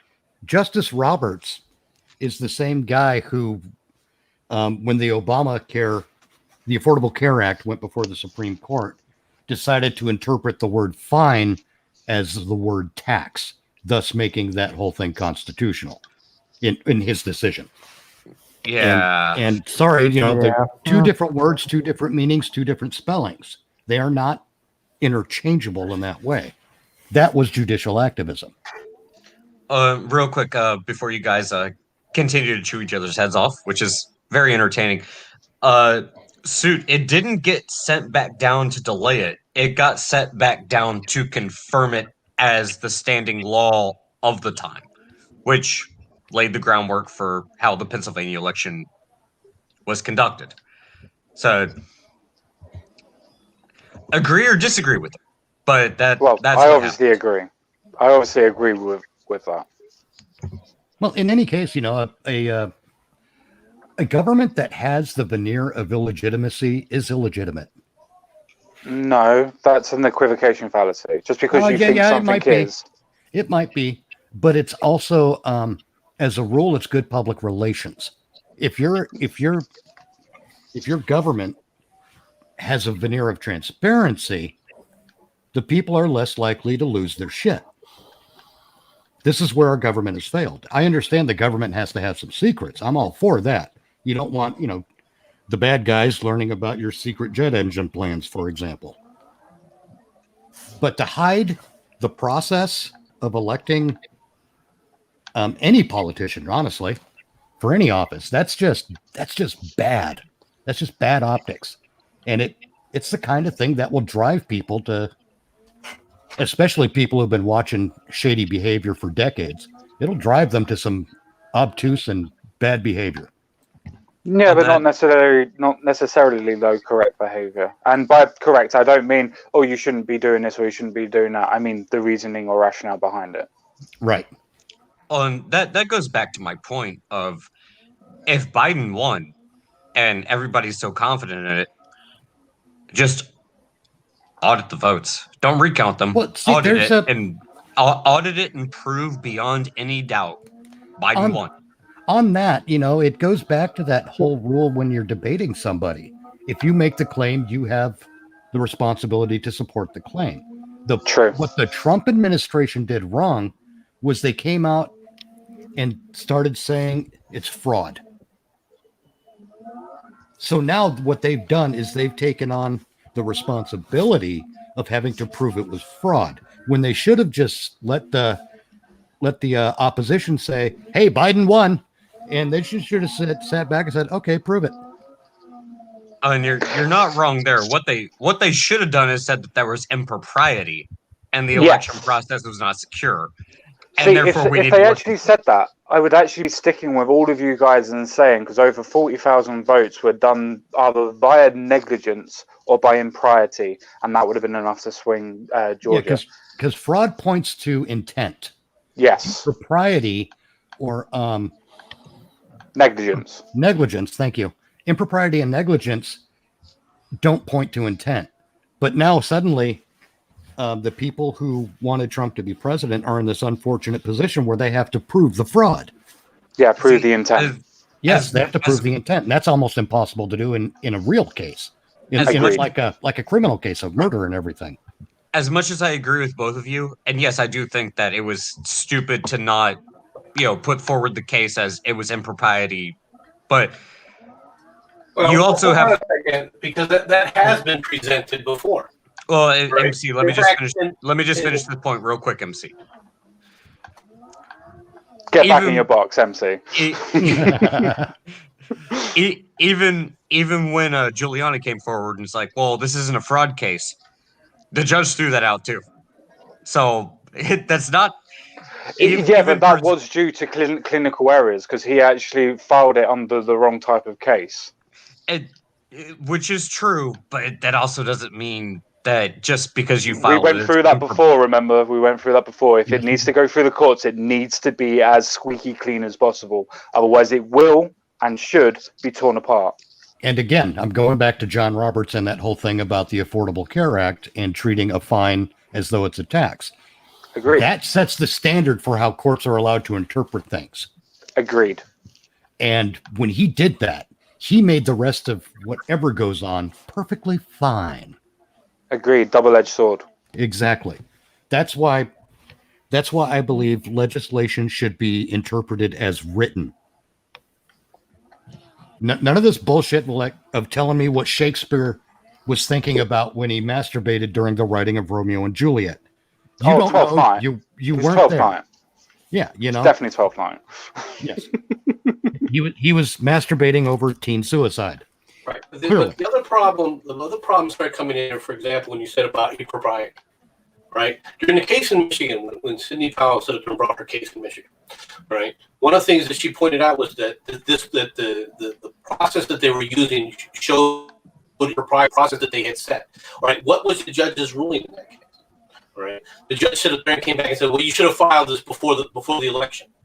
At which point you don't have injury, so therefore you don't have a standing in the case if you try to file it before. This is the kind of double talk that you're seeing take place. And so what you have is these initial things that should be slam dunk, getting slammed, getting thrown out on spurious reasons. At which point you've got to now come back and try and come back with a different reason for why they're coming back. Or why you're doing this. You're going to have to come back and try a different methodology. You know what I remember of that case? Sorry, very, very quickly. From what I remember of that case that was put forward, and then told that you had to do it beforehand, was a case of that they were saying that it should never have been changed, and that's why it caused the impropriety. They weren't challenging the impropriety. They were challenging the fact it should never have happened before it, which is why it should have been. Oh, Jesus! Improper though, CSG. You're changing a process. That's the impropriety. No, listen to what I'm saying, MC. The case was put forward to say that the reason the impropriety happened was because of the actual change in the legislation. Now, the law in itself would have to be that you would have to put forward that you would have to put that back beforehand to try and challenge it to say that that is what is going to cause. What they should have done instead is saying that the actual the laws itself caused the impropriety, but they didn't actually do that. But they weren't laws. They were not. The changes that were being made were being issued not by the legislature, but by the executive branch. Were they ratified? No, they never went to the legislature. Then if they never got ratified, then they're not a law, which means the case is going to get thrown out because they're not a fucking law, MC. No, it has whether or not it's legal for someone to do something, to change something like this, is up to the judges to decide. Does it fall within the executive privilege or not? Just because you're challenging something, there may not even be a law involved in and of itself. If you're challenging on the things, I have the authority as the governor to tell you this. And did it go on as a book? Never given you that power, all right? Then it can go to a court under that rule right there. Doesn't have anything to do with a specific. Was it put on the book, MC? Was it put on the books? No, it was not put on the books. What the changes that were made? All right, then why would you try and challenge something that is supposed to be on the books or a law if it's not on the books or a law? They weren't challenging on the law. They were challenging the executive. Yes, they were. Order. Okay. Though that's different impropriety then, isn't it? And a different case. It's still impropriety, and it was brought up, and the actual case was to MC. The actual case of impropriety that we were talking about was to do with how the legislature and how the law changed the outcome of the election. That means that the case itself, is to do. Oh, okay. No, it's not. Okay, you know best. No, because that's not what the case was. That was not the case. It wasn't how it changed the election. Ignore the fact that the election, how the election. Ignore the cutting out microphone. What the outcome of the was is that you can't sit up there and ignore the legislature, all right, by sitting up there saying these are the processes. Then that's not impropriety, and that wasn't what the case was. That is that is what they tried to present. That is what they were talking about. It's all part of the same thing. No, it's not. That's why they're separate cases. What they really you can't say. Go on, sorry, Matt. I'm just saying, maybe what they should have done is gone with criminal negligence, because even then, you don't have the same burden of proof that you have with fraud. Sure. Or, I mean, the thing that I would have done is I would have focused on Georgia, and I would have pointed out how the fact of you have 400 people that died after the election. They weren't actual dead voters before the election. They died afterwards. How people move counties in the state, and that's actually against electoral law, so to speak, without any other word of law on that one. And how another 20,000 also moved very, very recently from outside of state and were able to vote. Those should have been the cases in which they brought forward, as in they were registered outside of other states and voted in there as well. Cases like that have been brought forward and are continually being shot down, especially in Nevada. Notice how I specifically talked about Georgia. Right, but see, the problem that you're talking about when you're talking about the election in this case is that in Georgia, when they brought up these cases, they did include that in the overall thing. The problem is that those aren't even being looked at. Once again, they are looking at a specific instance of law. They are not. Yes, which is why I said that's what they should be doing, MC. But notice the words. That's what they should have done. But they have done that, and it's getting ignored. No, they didn't. No, they didn't. Yes, because when you throw those types of things in a overall case of fraud or negligence, then it's a case of they will look at that as fraud evidence or negligence evidence, not in a case of doing that as an individual case. You can't try them as separate cases under the same fucking case, MC. Well, I hate to tell you this, but they do that all the time. They roll up multiple things in the same line. Not when it's to do with negligence. Not when it's to do with negligence or fraud, my friend. Yes, they do. Okay, show me the president then. Show me the president for it. You made the claim, as Mitch said, you made the claim. Show me the president for it. What do you mean? You're looking at the president for rolling up cases? All right. What do you think a frickin' case? No, you're now mischaracterizing it. It's a case of. No. You said that the specific cases aren't rolled together.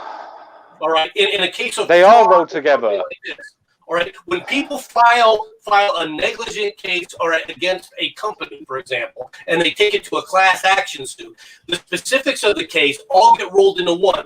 Right? Yes, do you know where it gets filed under? Do you know where it gets filed under? It gets filed under negligence. Oh, what are you going to file this under? Fraud. And at that point, if it's filed on... Listen, please. There's legal standard for fraud in an election case. Sure, I understand that. I understand that. That was my mistake for saying fraud. It was my mistake for saying fraud. What you're supposed to do is you're supposed to put it down as a specific form of negligence. That way they can't just say, well, this doesn't fall in, that evidence doesn't fall in line with this. And you focus on that specific set of evidences for that specific form of negligence. But they didn't do that. In some cases they did do that, but not in Georgia.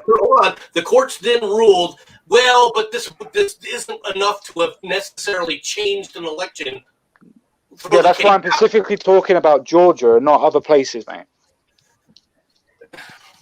Okay. In Georgia, there's a number of cases that are still going. We'll see how those all turn out. All right. Yeah, I hope that they actually. I hope they actually prove something. If they actually have legitimate, I'm not one of these people who's just like, yeah, well, Trump lost and these are come. No, if there actually is evidence, then I want to see the evidence. Me personally, I haven't seen anything that links to that point of thing, but that's my incredulity. That doesn't mean I'm right. No, the thing is that they're not following the law. All right, the legislature put these things out. Just the decision, all right, on how to do the signatures. Okay, whether or not you have to have a valid signature or not, or accept a valid signature or not. All right, is one of the things that they're suing for right now because sure, a civil case that won't actually change any sort of form of the actual election, which is a pointless fucking point. Come back and say that the election needs signatures. How many ballots does that affect? How does that poison the balloting system? Well, because it's a civil case. Listen, it still doesn't matter in a civil case if you poison. Should I just let you continue the conversation for both of us? Okay, I'll let you finish off. Right. Look, you keep coming back to the same point, saying it's a civil case. Any kind of challenge to the No, I'm not. You didn't let me finish. Okay, you didn't let me finish. If it is coming back as a civil case, that means it's not being tried as a criminal case, which means that they cannot change the electorate on that bit or the election, because it's a civil case, which means it's being paid for money and stuff like that. It's to do with damages, not to do with law. I hate to tell you this, but there's nothing that says that the civil case can't sit up there and change what the outcome of an election is. Where did you get that standard?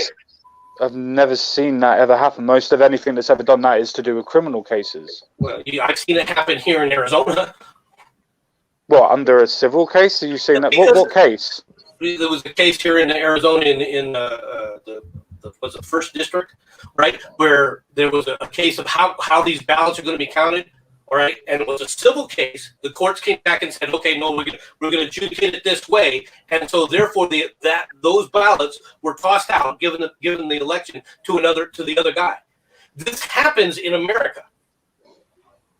They challenge these things in America in a civil case all the time on what ballots will be counted and what ballots won't be counted. In fact, the whole case in Al Gore versus Bush, right, where it went through the Florida Supreme Court, and the Florida Supreme Court came back and said, "Yep, you can still count.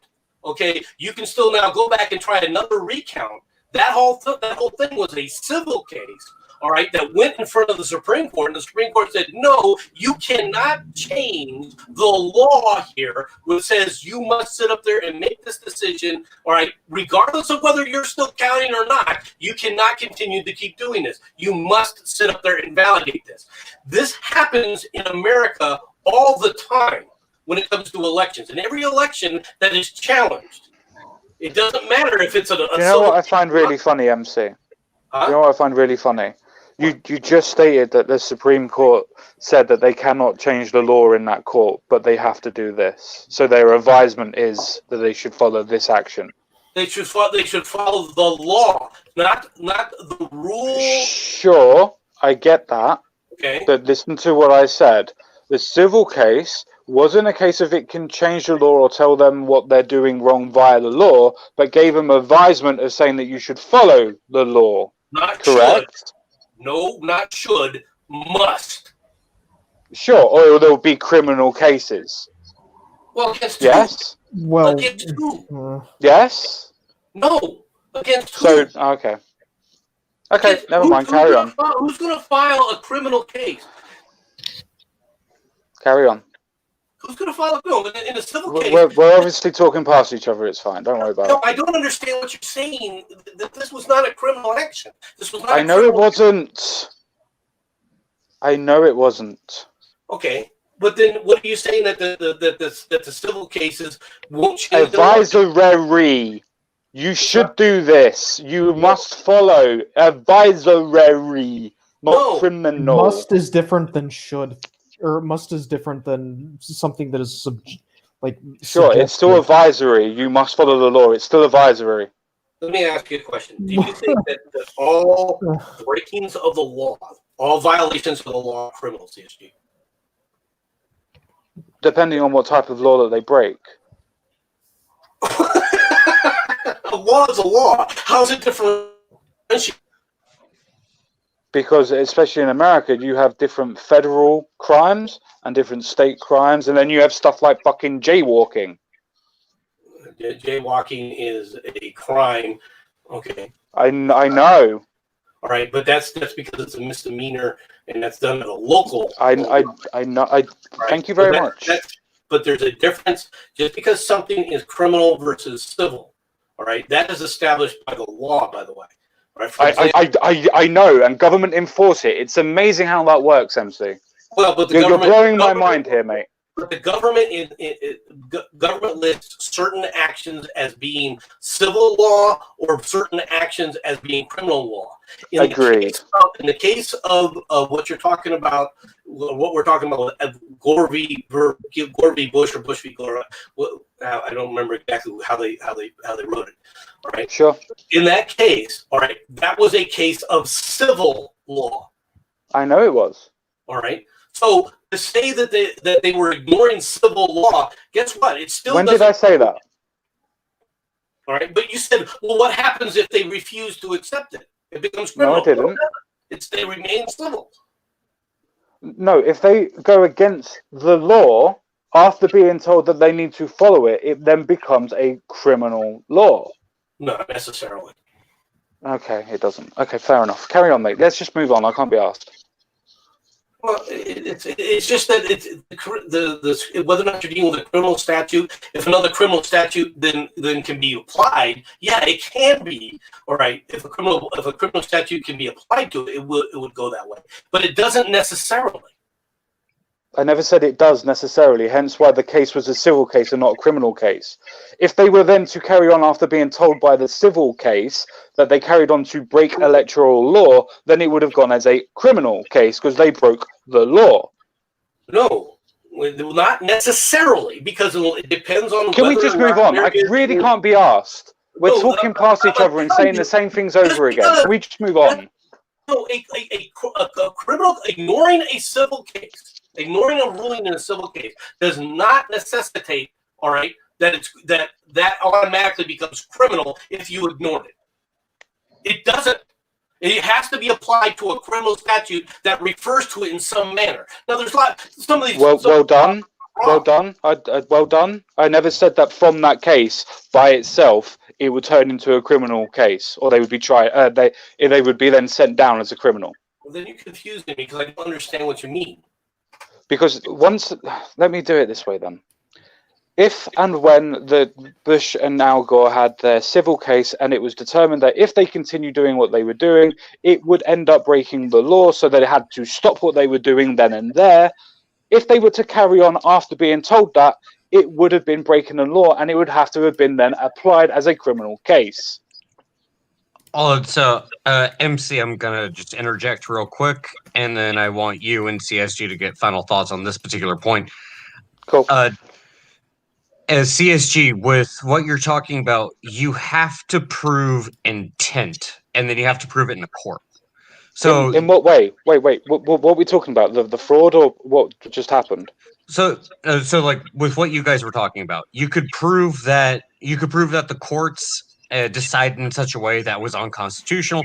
Yes, that could happen. You could overturn the ruling. What you did was not in accordance with the Constitution. But to bring them up on criminal charges and actually put them in jail, you would have to prove that they intentionally did it, therefore acting as criminals, and then charge them as criminals. Which is why you would have a separate case. I'm not saying that they'd have their civil case and then literally the next day do get tried for doing the same thing again. It's a case of if you had the civil case and then they carried on doing what they were doing after being told that they can't do that, that shows the intent and then becomes a criminal case. Yeah, that's exactly what I'm saying. So that's what I've been saying all the way along. But it doesn't have to. For example. Oh, Jesus Christ, I know it doesn't have to. Fucking hell. But you're saying it will. The thing is that when you say will, means that to me... If it's brought back to the fucking court, it will. If it's brought back to the court, it will. What the fuck do you not understand about that, mate? So you're saying it must. No, that's not... Dude, there's a big fucking if at the beginning of that fucking sentence. If you bring up a case where the court... Oh my god, fuck off. If you bring up a case that the court has adjudicated in a civil case, and even in the civil case, they're ignoring the ruling, like the Obama administration did, all right, versus the ruling against them against the Dreamer Act early on, okay, in the federal courts, they had to reapply that. It's still in the civil court. It didn't become criminal. Well done. I actually have. You know why? Because it was a presidential election. It was the fucking powers that he had. All right, so hold on, Jensen, what was up? I have a suggestion for all of this. Why don't we put the two of them in an arena, give them a gun each, and let them shoot it out? Saves a lot of time and effort. You don't need judges. Because it really doesn't bother me that much, and it's really not that hard. It's arguing over semantics. If something happens, then it could happen. The if is the predicate to the fucking sentence. It's the most important part. All right, so we've beaten that horse. Jensen, you got 14 minutes left in you. Yep, I can keep it going for a bit. Hey, Batman. All right, so I have one other question I wanted to ask everyone. 7. In regard, yes. 5. Bitch. No. Bullshit. I'm not marrying you, Goku. Nice try. Oh, now my heart's fucking broken. Damn it, Jensen. I know. So You got wedding dress as well. Sorry, go on. So in regards to Ashley Bibbit and everything that happened, Bibbit, Bobbit, I don't know how to pronounce her last name. I apologize. Who is that? She was the female that got killed in DC yesterday. Okay. If she was of a different ethnicity or a different political leaning, DC would be on fire right now. Prove me wrong. For some reason, sorry, we've been over this. You've made the proposition. You have to support it. And this there is history to support it, though. This is what annoys me. So it's okay when one side does it, but then it's not okay when the other side does it. And be careful. Like, don't get me wrong. I understand that rioting is bad, and I am with everybody when they do this. Same as when they went to the courthouse and things like that. I'm against this. But remember that they actually stopped process of government. That's literally attacking the process of government. That's literally attacking your foundation in your Capitol building. It's kind of a bit of a difference. And this is the thing that annoys me. They're not trying to burn it down. They're not armed. They're not trying to kill cops. They're not throwing fireworks at people. But they were smashing windows and trying to disrupt the process of vandalism.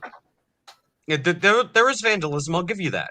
I'll be as fair as possible. I know people are going to say, "Oh, but that was Antifa." Maybe it was Antifa. Maybe it wasn't. I don't know. I wasn't there. What about all the cars that got set alight outside? But here's the issue. They're not throwing fireworks at you. They're not trying to kill cops.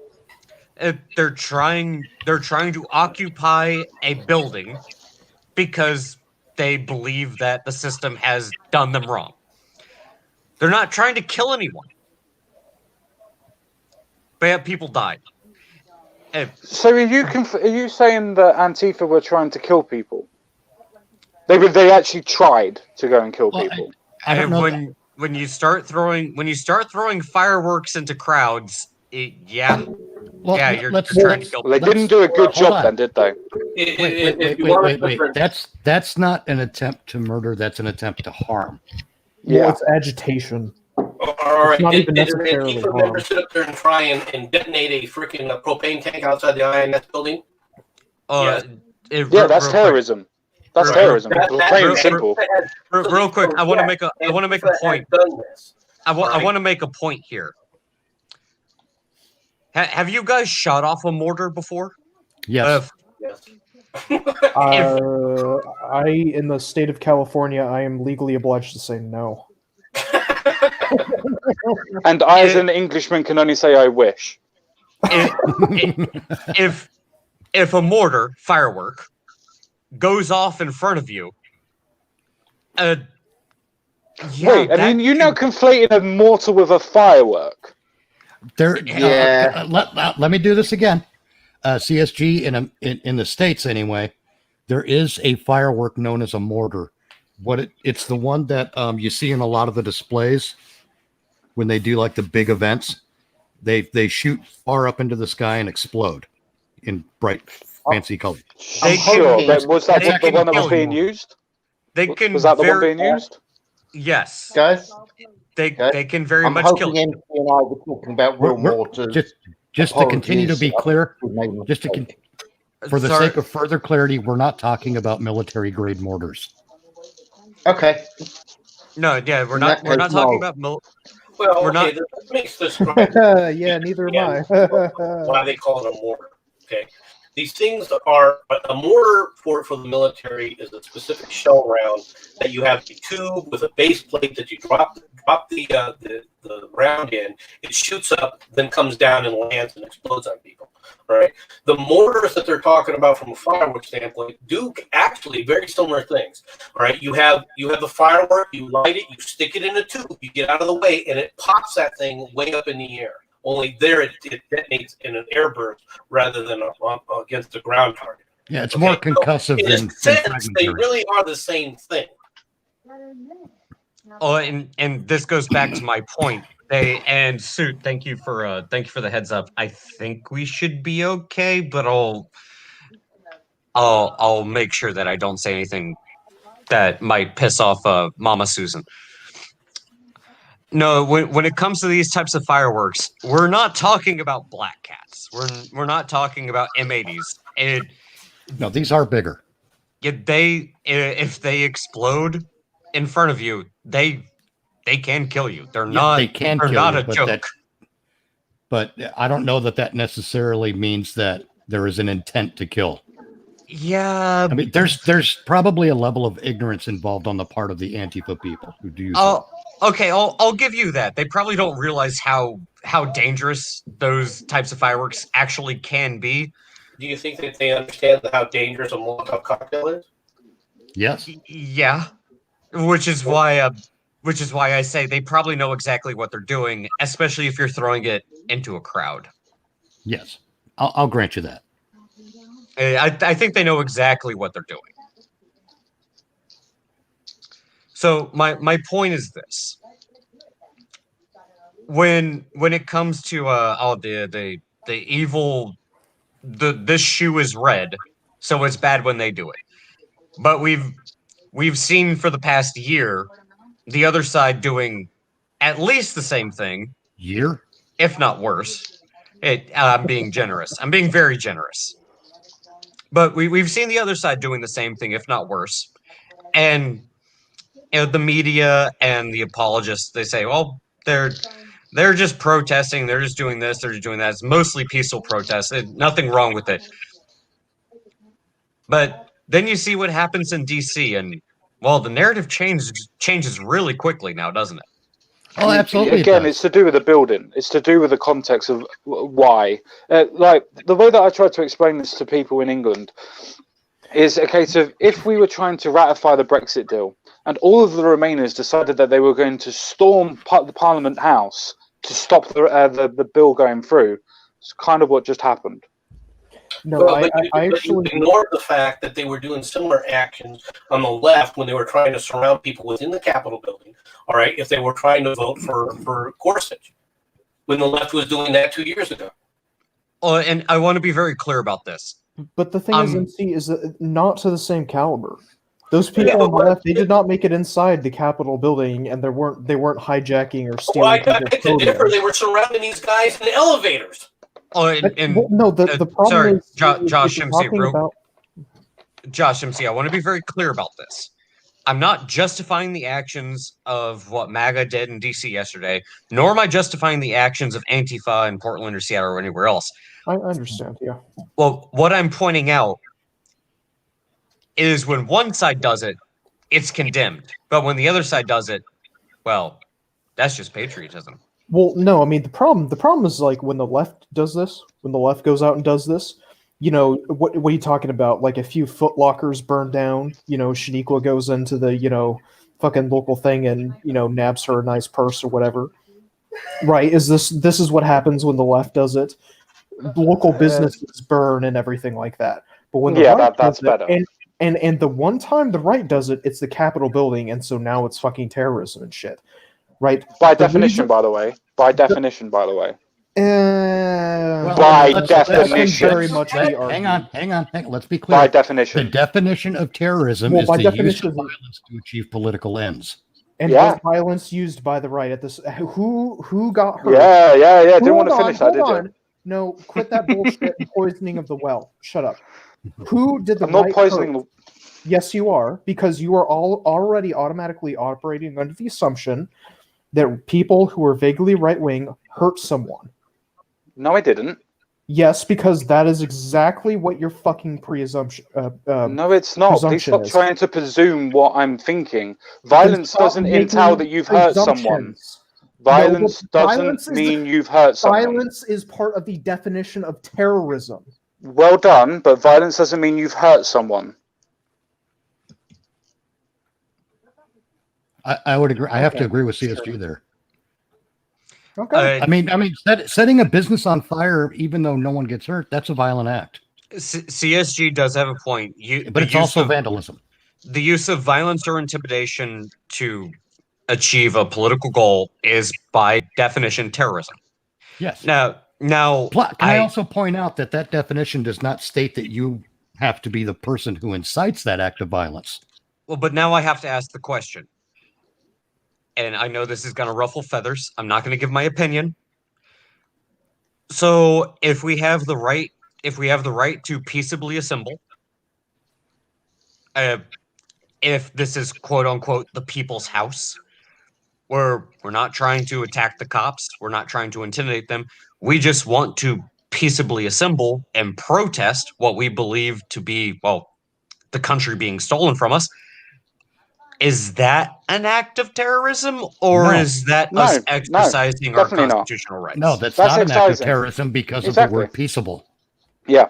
Well, And no, assembling. someone got hurt, so it's terrorism.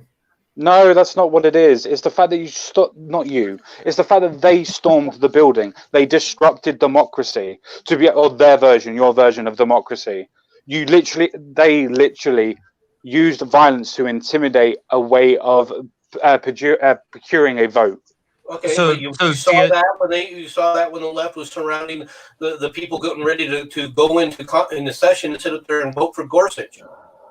So Yeah, do you think that I don't classify that as terrorism either? Right, Do you but- think that I don't classify Antifa as a terrorist It's not a matter- organization? It's not a matter of you and what you're classifying it as. In this case, CSG, as far as I'm concerned. It's the fact that with the way it has been described, the way it's being portrayed, and everything else, what you're seeing is that it's what's good for one person isn't good for another. It's okay to do those tactics to intimidate people on the right, but it's not okay to do the similar type of action in the same building, in a very dramatic way. Okay, now all of a sudden I'm expected to condemn this. I'm not going to condemn it anymore. And the reason I'm not going to condemn it anymore is because until the left starts standing up and condemning this on a broad scale, I'm not going to say that the other side shouldn't use the same tactics. What's good for the goose is good for the gander. And I understand where people are saying that the rule of law is important and all this other stuff. Well, if the rule of law is not being applied equally, you have no rule of law anymore. And when it's as stark as you're seeing it now, you will not see me condemn what took place, all right, in D.C. yesterday. It's a good thing that nobody's asking you to, but the only thing that I'm stating, You called me a hypocrite for it. What were you expecting to get out of that? I don't really. It's just a statement, mate. I'm not going to change your mind, regardless. I'm not going to change anybody's mind. I'm just expressing an opinion. That's true. I do think that you're a hypocrite, but that doesn't mean that you're going to change your mind on anything. Oh, so before you guys kill each other, that's next week. I do have to ask this question because it's one that I'm struggling with as well. So I want to hear what everybody has to say.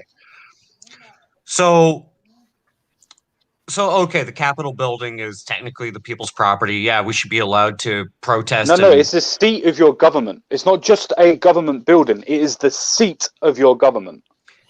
Yeah, which means that people should be allowed to go inside the Disrupt building democracy? and protest. No, they should be allowed to go inside the building and protest. So this is that's the question. terrorism. That's terrorism. So this What is with that fucking straw man? Hold on. So this is the question. If we have the right to peaceably assemble, if we have the right to protest, then at what point is the government allowed to tell us we do not have that right? When did that happen? It happened in DC yesterday. No, it didn't. They told you where you can't protest, not that you cannot assemble. There's a difference between Thank you. protesting. Let me start that over. There's a difference between assembling peaceably and petitioning the government for a redress of grievances. The difference that we see when it comes to going too far is when you inhibit the movement's actions and work of others. Protest, yes. Get out of the road. To protest. Yeah, exactly. Yeah. Well, and when you go into the building and you interfere with the proceedings, regardless of the building, it doesn't matter as far as I'm concerned, because I'm a big fan of equal under law. It doesn't matter the building. Once you go in and you start disrupting operations, you've crossed a line. Oh, and so this is the reason I bring up this question. Do I agree? Do I agree with the people that went into the Capitol building? No, I don't. I do not. What I have issue with is that the people that were supposed to assemble and protest and voice their opinions, they weren't in the road. They were supposed to assemble in a designated area that, by all manner of reasonable definition, as we've seen in the past when it comes to BLM and Antifa, they're allowed to assemble in the same areas. But yet they weren't. They were... What? Yeah, they were supposed to originally assemble and congregate in the... what is it? I believe it's now BLM Plaza, if I remember correctly. Lincoln Park area. That's what it is. Thank you, MC. That's where they were supposed to be allowed to. That's where they're supposed to be allowed to assemble and protest. But then they weren't, and that's when the barricades were set up. It pissed them off, and that's what led to the whole escalation of events. I thought the barricades were set outside, like, literal Capitol Hill. No, there were barricades outside of Capitol Hill, but there was a mandate put in place by our wonderful mayor of DC, Mayor Bowser, where she was essentially saying they weren't even allowed to protest. That's unconstitutional. I have never seen anything like that, because they all turned up and they all protest and nobody told them to fuck off or anything. So I haven't seen what you're talking about. I'm not saying it's not true. I just haven't seen evidence of it. No, there was a push for it. I don't think it actually ever went through. And to be blunt, I think it's because she didn't have enough time. But sure, but that's different than saying that that's happened, though. Well, look at what she said today. She said this will continue for the next 15 days. She said it's off limits to protest in DC for the next 15 days. Of course, that will only be applied. All right. On to a single group. We're missing something here, and I got to go back and look over the past several years, because we've danced around it a bit. The left has been allowed to do this stuff. That's one thing. Hillary Clinton was found to have committed criminal acts but never prosecuted. And again, going back to the Epstein and the Vegas shooter, those things, I'm not going to go into detail because we've covered them. What we're witnessing is the endorsement and promotion of lawlessness on both sides. So what we have, when it comes time that the people on the other side of the equation decide that they need to stand up and say something, because lawlessness has already been embraced on so many levels, they're just going to go ahead and be lawless because they've essentially been told that it's okay to do so. That's part of the. It's an action speak louder than words scenario, and that's part of the reason I take an issue. It has nothing to do with whether I agree with what happened or not. It has everything to do with the double standard, where one side's allowed to act in a certain way, but if the other side acts in that same manner, well, the 10-ton shit hammer comes down on you. Well, yeah, hell falls out of the sky. There's foul language and snow and just all kinds of stuff. Sure, I would actually agree with what both of you have said. The only thing I would say on that one is, should we all do an eye for an eye and a tooth for a tooth so all of us become blind and fucking toothless? Or should we stick by principles and condemn everything on every side that's wrong? No, we should continue to do like we did. What's the point of sticking by principles if one side isn't even remotely going to come close to doing that? Lead by example. Because if you're going to if you're going to condemn the other side for doing what they're doing, and then you play to their tactics and say, well, it's okay for them to do it, all you're doing is wrestling in the mud and both becoming dirty. You need to stand up and wash yourself off. Yeah, who fucking cares? No, I'm sorry, let me bounce in here. Because CSG is not wrong. Okay, the problem is that it's too late. The problem is CSG that you're saying is that, and Mitch, you said lead by example. That's been going on for 2 decades. All right, and what has it got? What has it changed? What's been accomplished? It's just gotten the left to go further and further and further. All right, in this attempt to quote unquote lead by example and be above the fray.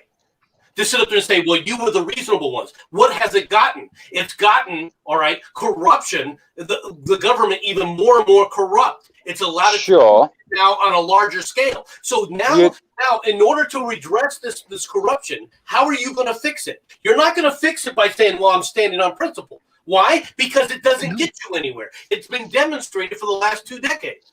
I would disagree with that simply because I do not think your legislators, Republican legislators, have actually been able to stand up or do anything for the last since before Trump was elected. I don't think the Republicans really stood up to any of the Democrats, to be honest with you, which is You're absolutely right. And it's because the Democrats and Republicans are working together. And actually, I hate They're to a admit, mono party. I hate to admit this. MC actually does have a very, very, very good point. Yes, he does. When it comes down to, well, we're not gonna act in a certain way because, well, we're not as bad as them. Okay, sure, you can stand on principle, but here's the reality of the situation. If they're willing to do something that you're not willing to do, you're playing with a handicap. Yeah, they're gonna win because they're willing to do something that you're not willing to do. That's too simplistic. Can I just make a quick point? That's not simplistic as all. That's realistic. Let me just make a quick point on this one, very, very, very, very quickly. When I say that you need to stand by principles, that doesn't mean that I say, oh, when the left go and start burning down fucking houses, that you stand there clapping and going, oh, well done, let's take a knee. It's no, you stick in with law and order and you tell them to fucking beat the shit out of them, the same as you would do for this instance now. I'm not saying that you should only let one go forward. You should stick to being hard and fast with both sets. Not so, oh, well, you should be a little bit nice and kind to the other side. No, stick to your fucking principles on all sides. Now, see, I'm going to agree, but I'm also agreeing with MC here at the same time, because one of the principles we're talking about is maintaining the security of a free state, as indicated in the Second Amendment of the U.S. Constitution, of the Bill of Rights. If you have a group of people who's running around burning shit down, that's not a free state. If we are going to stick by our principles, then we have to start doing it. We can stick by our principles and still fight back. Agreed. If we're going to do that, we have to use every means at our disposal. Every tool in our toolbox, I should say, within our principles, That's to better. maintain the security. This is why you let me finish.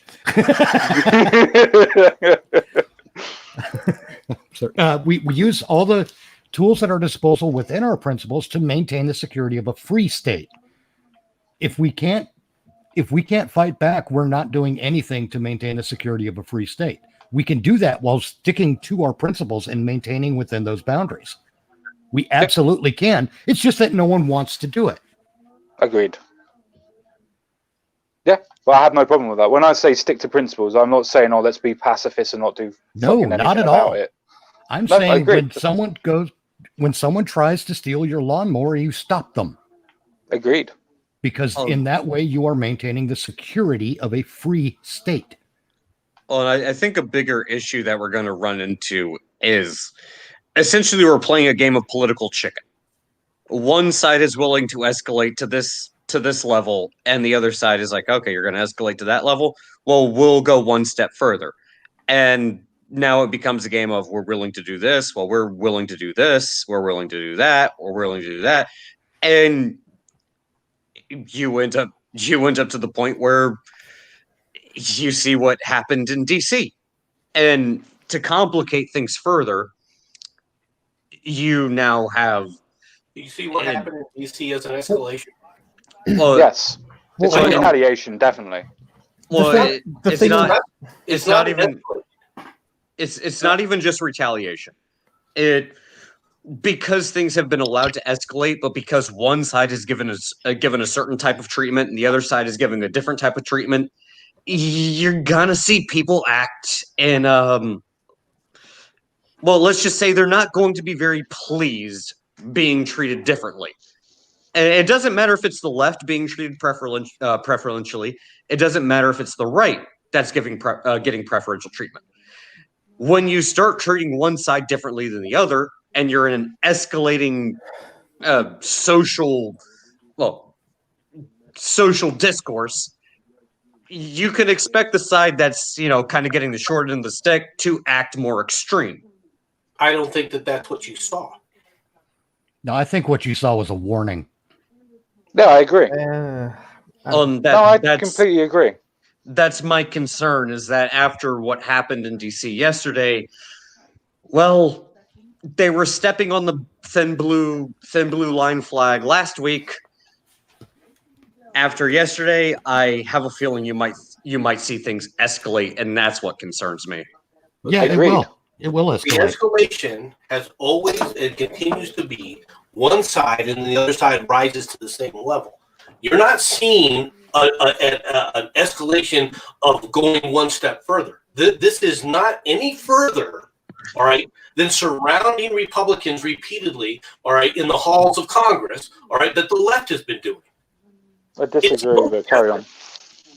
Okay, you're saying that there's a difference there, and what do you mean there's a difference there? There's no difference there. There is. They literally stopped the process of democracy from happening. The actual vote itself. They delayed the process for voting for freaking the Supreme Court justice. So I know. The standard, all right. It's no different. I do, MC. I do. I do keep the same standard. I called them terrorists when they did that at that point. I condemned them at that point that they shouldn't be doing that. I'm not referring to that. I'm talking about the standard. The standard that was set to be acceptable, all right, as defined by the mainstream media and the left, there was not an extra added to this because it was the same thing. You can say that the Republicans are going further, or that the right is going further, or however you want to look at it, the Trump people are going further, however you want to define it, but they're not. Sure, but the propagandists are always going to produce their propaganda, aren't they? And that's for both sides. The thing is that you're rising to the same level. If you just determine where the playing field is with corruption, if you say this is the corruption and there's no other way to get rid of it, right? You are rising to that same exact level. That's a lot different than saying, okay, are they going out there and for example, if you want to know what an escalation would be if they went out and started dragging these people out, congressmen like Nancy Pelosi, out on the steps of the. I'd be careful of the YouTube, mate. I'd be careful where YouTube. We know where you're going. Don't say it. We know where you're going. Don't say it. It's because of YouTube. You understand what I'm saying? That's an escalation. That would be carrying it to the next level. Okay. Even then, it's pretty close to. It would be really because of what they've done in the past with certain other Republicans. It would be really close, even to what's been happening. For example, what happened to Rand Paul, all right, where he was attacked. What happened to Stephen Scalise and the Republicans. You can say that, okay, that's not really an escalation. I mean, that would be a major demarcation, but it was ignored. It was there was not repercussions behind that. Were they not arrested? The person the one guy was arrested, but that was but then of course released. The other guy, of course, died at the scene. Okay. Sure. But how did he die? Did they go? How did he die, MC? How did he die? He got shot by the police during the fight. Oh, that sounds like a repercussion. No. The repercussions come back. Consequence. Would be. Well, yeah, sorry, wrong word. It definitely was a consequence. But you see my point. That individual faced a consequence. But what was the consequence for the left? Nothing. In fact, there was justifications where are you saying that the whole of the left is a monolith? So if I say that if somebody on the right does something, the whole of the right should be condemned? No, I'm saying that the whole on the left as a whole, all right, not as a monolith. So you are saying they are a monolith then? No. I am treating them, all right, as a whole, which is a monolith. No, it's not necessarily a monolith as in lockstep. All right, although the left is far more in lockstep. Let me ask you a question. Was there a consequence with that kind of rhetoric for Maxine Waters? Did she lose a seat or a chairmanship or anything like that? No. No, but she was condemned by quite a lot of Democrats as well. No, she was. Which Democrats condemned her? Nancy Pelosi didn't. No, she didn't. But there were Democrats that did. Did Obama condemn her? I don't think Obama said anything. But the point, MC, the point that I'm making is just because one says it and people don't condemn them, that doesn't mean that they support her either. They've done nothing to sit up there and tone down the rhetoric, and they are in a position to do so. Okay, so when people come out of their way to say that certain terrorists are right-wing and the right-wing don't condemn them, does that mean by definition then, as you're stating out here, that they are supporting the terrorists? Because I know for a fact you ain't saying that. Have you followed American politics where the press runs around saying this guy endorsed you? No, MC, I've never done anything to do with American politics. I'm completely new to it. No. Well, okay. I'm going on this. Have you followed how the press runs around with that exact scenario?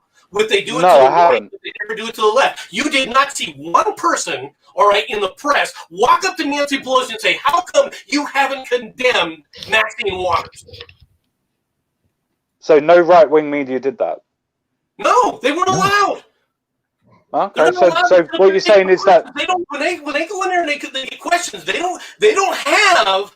The mainstream media does not have a quote-unquote right-wing people asking these questions, because when they do, when one of them sneaks in and asks, they are banned from ever showing up again. Just like Trump did as well, I suppose. Tim Acosta getting banned. Well, you're violating his rights. Sure, that's the same thing as what you should say and what I would say for anybody that was banned with Nancy Pelosi or whoever. Amazing how it only seems to flow one way again. It's almost like the media is slightly left-wing biased, same as when you're right-wing biased, you kind of let people on the right get away with shit. It's almost like we stick with sides as humanity. What has the right gotten away with? In what way? No, I'll tell you, I can answer that. Just like the left does. Show me where the right has gotten away with. I don't know what you mean by that. I'll tell you exactly what the right has gotten away with. The right has gotten away with convincing the people of this nation that there is a dichotomy when there isn't. It's a false dichotomy. There is no right wing and left wing. There are no Democrats and Republicans. They're all on the same fucking team. That's not what we're talking about, bitch. I don't disagree. Well, I know, but we are, because we're treating those labels like they actually carry any weight, but they don't. To be politics fair, can always be boiled down to two propositions: pro-liberty or pro-tyranny. to be That's fair, the only real dichotomy. To be fair, the right tends to be a little more, and ironically enough, tolerant and does not want to resort to violence, but that puts them at a disadvantage because the right they also is just slower to embrace the tyranny, but Well, it's still tyranny. they also tend to be cowards, and they tend to be quicker to bend the knee. Yes. To compromise with tyranny is to engage in tyranny. So that's the issue that you're going to run when it comes to the left, and this is the problem when it comes to I forget the exact saying, so don't quote me. Be willing to hold your enemy to the same standards that they hold themselves to, but also when they're willing to punch high, be willing to punch low. And that's the strategy that the left has embraced, and it is effective. I'm not gonna say that it is not an effective strategy. It's actually very, very, very effective. Well, see, the so-called left has the advantage of being woven through our education system. And I'm sorry, if you fix the school system and you just start teaching them how to think instead of what to think, then we're going to start having more political diversity in this country. But it won't take the shape of the left, right, or the Democrat, Republican, because those are false. Well, the more if we actually started teaching people that it's not about being left-leaning or right-leaning, Republican or Democrat, but it's about it. How much money do you want to pay in taxes? Do you want to be ruled by someone who gets a paycheck? Because you fund that paycheck, by the way. I hate to tell you this, but being ruled is something that human beings tend to gravitate toward because it makes things internally easier. Oh yeah, it abdicates responsibility. It does, and I hate to admit that you're correct by saying that, but you are correct. Yes, it's far easier for somebody to take care of the complicated issues and just go about your daily business, 9 to 5s, 2 hours in traffic, whatever, et cetera, watch the football game. Most people would prefer that type of lifestyle because, well, it's not nearly as stressful. That being said, in the same way that you have to give up a certain amount of freedom for the sake of doing business, it's the same thing when it comes to how we interact with each other as a society. And because of that, well, you end up with a lot of people who would much rather let the government decide and make decisions for them as opposed to making decisions for themselves. What do you mean by that? Because I'm always really interested when I hear people say that. Well, what do you actually mean by they would let the government dictate to them what they can and can't do, so to speak? Again, it's actually quite as simple as I just explained, but I'll go into detail. So rather than figure out, I'm going to use this as an example, and I'm gonna divert to what I understand best. If I was to invest money in a company, do I want to pick Microsoft? Do I want to pick Apple? Do I want to pick Oracle? Do I want to pick Alphabet? Would I rather buy Google? It would be investing in Apple. Lol. It would be much easier for me just to buy an ETF and let somebody manage my money for me, knowing that they're probably going to put my money, hopefully, where I'm going to actually get some sort of positive return from it. I don't have to pay attention to it. I don't have to worry about it. But I'm probably going to make money. It's the same thing when it comes to societal structures. Is it easier for me to put my well-being in the hands of somebody else who is going to spend all of their waking energy, in my perception at least, making sure that my life is better than it was yesterday? Or do I want to constantly worry about it 24/7 and put all of my waking energy into making sure that my life is better than it was yesterday? Most people are going to take the easy way out and say, I don't really want to fuck with it. Manage it for me. That's the majority of people. Not everyone. Sure, but that doesn't mean that the company in your analogy is actually dictating. That means that they gave it to them freely. Well, I'm not saying that they were forced to do it, but the majority of people given the option would rather have somebody else deal with it and not have to worry about it as opposed to deal with them themselves. Yeah, basically you hire a professional to build your house instead of doing it yourself. I get it, but isn't that the definition of freedom, that you get to decide what you want? Yep. Oh, I'm not saying it's wrong, but you do have to recognize that fact that the majority of people would rather not fuck with it and let somebody else deal with it. And that's why people are easily manipulated. Hence, we find ourselves in the situation that we do right now. Sure, but I don't want to harp on. I really don't, because I actually find this type of a conversation really interesting. I enjoy having the hash outs that me and MC do, but I actually find in conversation of why you think what you think much more interesting. And one of the things that I've always found really interesting, I know why I would choose to have government, in your words, dictate to me laws and what I can and cannot do and prescriptions of how I live and so on and so forth. But I never understand why you would necessarily say that it's not a good thing. Oh, I didn't say it was a good thing or a bad thing. If you want to micromanage everything and be your own ruler or your own king, however the saying goes, I don't remember, I don't really care. There's something to be said for that. There's also something to be said where I don't want to spend all of my time and energy doing that. It's better spent elsewhere. The issue comes when you're starting to scale up.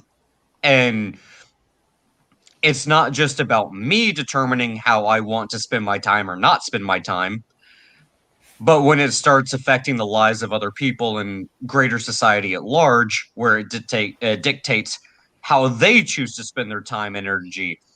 And because somebody, let's say your neighbor 3 ways down the road decides, I don't want to do this, but because of his choices or because of his actions, it now affects you.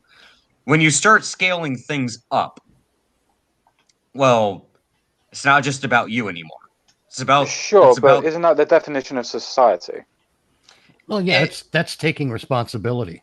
No, it is. And like I said, I'm not saying one is better than the other. I'm not saying that because you choose to not give a fuck or because you choose to give too much of a fuck that it's a bad thing. That is up to you. And that you should have the freedom to choose that and make that decision for yourself. What I think we have an issue with is that we don't realize when we make those decisions, it also affects people beyond ourselves. And this is where we start coming into an interesting debate. At what point in time is the individual decision more harmful to society? Never. And see, this is where the question comes in. And I'm not. I mean, that's very easy. If I say that I want to go and murder somebody and go on a killing spree, that's very detrimental to society. But could be advantageous to me because I want to do something. So it does depend on what you actually put forward.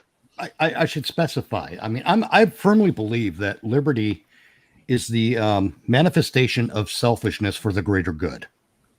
Oh, I can get behind that. And I tend to agree with that as well. My issue is this. If I think you should pay more in taxes, am I infringing on your rights? If you think I am, or if you force me to? Well, but see, that's the whole point. Define the greater good. Yeah, I think that the greater good is liberty for all. Well, I think the greater good is whatever you justify it to be in the momentary. Well, I you can think justify that anything for the greater good. You can. So I think that you're not paying enough money in taxes, and we have a problem with poverty. So you should be paying more money in taxes, whether Again. you agree or disagree with it. This is the opinion of society because you're making more money than Jensen or MC or CSG or Jot. You're the one that is the millionaire. I think you should be paying 50%. Why? Well, we're only making $100,000 and you're making $1 million. Therefore, you Okay, what percentage are you paying? I'm paying 20. Then what you're proposing is an act of tyranny. There what you you're go. proposing is to get shot, my nigga. That's what you're saying. And see, this is my point. You're proposing unequal protection under law, and that is tyranny, and I will fight you on it. Well, but once again, how are you defining unequal? In the case of Doku's methodology, what he's defining as unequal is using a scaled methodology to sit there and say, okay, since you make so much more, you owe so much more percentage-wise. How much effort do I put in compared to Doku? But you still make more than this. This becomes the problem because it becomes the eye of the beholder, right? Yep. Yeah. Literally everything is a fucking colloquialism. That's why That's have the biggest fucking mathematics. problem. Well, that's also why we have definitions for words. Yes. Anything and everything can become a colloquialism if you want it to. Yep. You know, the word fucking I don't know. Let's say a particular word for a bundle of sticks. I shan't say it on this stream. But let's say that word, right? That word used to mean something very, very different, 300-400 years ago. Kindling. As opposed to a bundle of kindling, shall we say, right? So colloquialisms and what you quote unquote owe to society and what quote unquote constitutes society and what quote unquote owing, these all mean very different things. That's the reason I love bringing up this particular example. I could make the argument that because you make so much money, you should pay more in taxes. We're on the other side of the coin. Well, if I make so much money, but also I'm a small business owner, I'm creating jobs, I should pay less because I'm providing jobs and I'm benefiting society. So I should actually pay less in taxes. No, if you're a legal entity, you should pay every legal entity in the United States should pay the same rate. I'm personally a proponent of a flat tax because, yeah. See, I'm a proponent of a plain tax, which there's some overlap between the two, actually. Hey, 1% is 1%. It doesn't matter if you're worth $1 billion or $1 million or 100,000. 1% exactly, because every time someone says pay their fair share, the only way to do that is to guarantee that they're paying at the same rate. It's not the same dollar amount. If you're paying the same amount, someone's getting fucked. Gentlemen? And with a progressive tax code, someone's getting fucked. Gentlemen, I would like to bring this to an end. We've been going for 2.5 hours and we're getting economic. And quite simply, only certain people, I'm looking at you, Doku, find that interesting. All right, well, in that case, let's see. Final thoughts. Josh, you go first. Oh my gosh, I don't even know where to start. It's fucking, I don't know, Pass, get back to me. Hold on. Let me read chat. Let me see if there's anyone who has questions. I've got one. I'll jump in if you want. All right, Josh, I'll come back to you last. Mitch, go ahead. Final thoughts. President Trump did the job that needed to be done. I'm not saying he did it consciously, but he did the job that needed to be done. The people of this country needed to be made aware of exactly how, I wouldn't say exactly, but they need to be made aware how corrupt the people in our government really are. And corrupt people create corrupt legislation and policy. Those people need to go. We need to get rid of them.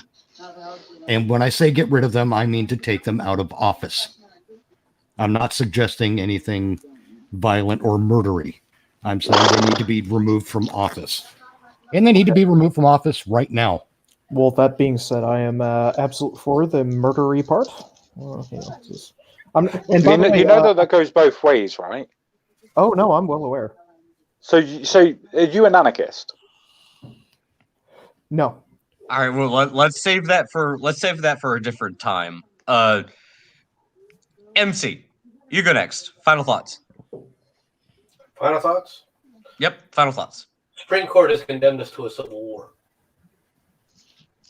All right. Is that it? Yep. Okay, strong statement. I'm sure we'll come back to that at a later date. CSG, you're I'll next. come back to that after the war. CSG, you're next. Final thoughts, man. I suppose the only thing that I would say is that I think that we are more alike than what we are unalike, if that's even a word, which is not. But I think that most people want to push their version of politics to try and make what they believe to be a better world and a better place. I do think that with the idea of, I would say since 2013, 14 maybe, I think the idea of political discourse has actually been shortened to now colloquials, the idea of mannerisms, the idea of schemas, the way of being able to dismiss somebody by going, oh, you're a communist, so you believe this, or you're a capitalist, so you believe that, or so on and so forth. I think the actual art of conversating has completely and utterly been dismissed by this generation and in our time. Like today, when me and Mitch were talking and I was overstepping my mark, and I admit I did, once we worked past that first part, when I knew that I didn't have to shout over him like I had to with MC, you see a difference in how the conversation actually transpired and moved forward. We agreed on more parts than we disagreed. And I think that's something that in this world, in this time, we fucking need more of. Well, yeah, I mean, we took a bad, I'm sorry, I took a bad first step. Well, but now you guys got the chance to talk to each other, and you know what? This is the reason that the internet is both a shitty and wonderful thing, because Exactly. we have the chance to actually have a conversation with people. Yeah, exactly that. And I think the more that we actually get on and talk to people, now we may not necessarily want to take fucking ideas from communism. I certainly fucking don't. But you know, if we understand where they're coming from, maybe there's a chance of trying to explain to them why they're wrong. Now, yeah, I know some of them are tankies, and that's just not going to work regardless. You're going to need a poll. But, you know, there's a chance, right? There's always a chance. But CSG, I'm gonna have to move to Josh and get his final thoughts. I'm back to you, bro. Oh boy, I was going to address one of the comments, but I have to give MC some pushback. The Supreme Court has not condemned us to civil war. The reality of the matter is, I think personally, this storming of the Capitol, it's not going to end in civil war. I think this is simply the right realizing, okay, we need to cave to reactionary style politics, otherwise we won't get our way. We will be left behind in the so-called, the so-called proverbial political dust. And this is simply the right adopting the very same tactics that the left has used for the last 3 to 4 years. This is all this is in my mind. If you wanted to actually start a civil war, or if you wanted to actually make progress, you would have forced the people in Capitol Hill to say, right, let's have an actual investigation if you wanted progress. Or if you wanted to start a civil war, you would have gone full boog, dragged people out to the front lawn of the White House and started, quote unquote, watering the tree of liberty. Right? You would have done some hardcore gardening. So this is not going to go anywhere. At least not for the next 60 to 70 years, I don't think. Maybe by then, you're talking about balkanization. But this is not going to start any kind of crazy, hardcore civil war. People are not going to be shooting each other in the streets. There's not going to be, balkanization to the tier of like a civil war. I don't think that's going to happen right away. And if it ever does happen, it's not going to happen at the rate that people expect it to. Like, people keep making references towards, like, the fall of the Roman Empire. Okay, well, the Roman Empire didn't fall over the course of a night or two. It fell over several decades, several hundreds of years. That's what's going to happen in our case. It's not going to be some overnight thing, I don't think. The end of the republic. And I just want to say, I'm not saying that you're specifically saying that, MC. I'm just saying, that is a generalization of what some people are saying. I hear what you're saying, but okay. I disagree with you for a variety of reasons. But then again, I did not elaborate. When I'm talking about a civil war, I'm not talking about the kind of civil war that you're thinking of. I'm not talking about civilian violence. I'm sure we can actually save that for an entire 2-hour stream later. Yeah, Jensen, you got anything for us? Oh yes, I actually know how to deal with all of America's problems. All it takes is a bit of effort and people pulling together and nuking Paris. I agree. Wrong. Well, and there's me thinking you were going to say, "Come back under the crown." Yeah. Well, there you go. Paris is too Parisian. Even the French don't like Paris. That's true. Yeah. Are you suggesting we come back under the crown, CSC? Do you want us back under the crown? No. Yeah, that way. Yes, I do actually. That way, you can actually fucking give us a constitution, so we can actually fucking fight for it. He has a point. We all benefit there. You get rid of California because, let's face it, we're not taking it, and we get you guys back and get constitution. All's good for everybody. You can also have a reconstitution, but that's another story. Damn. The thing is, Jensen and CSG, they're not wrong. This would be a mutually beneficial relationship, and we get to nuke Paris. Exactly. Always a good thing. But anyways, waiters. But anyways, Jensen, thank you very much for hosting the stream. Joss, CHG, Mitch, MC, thank you for joining us.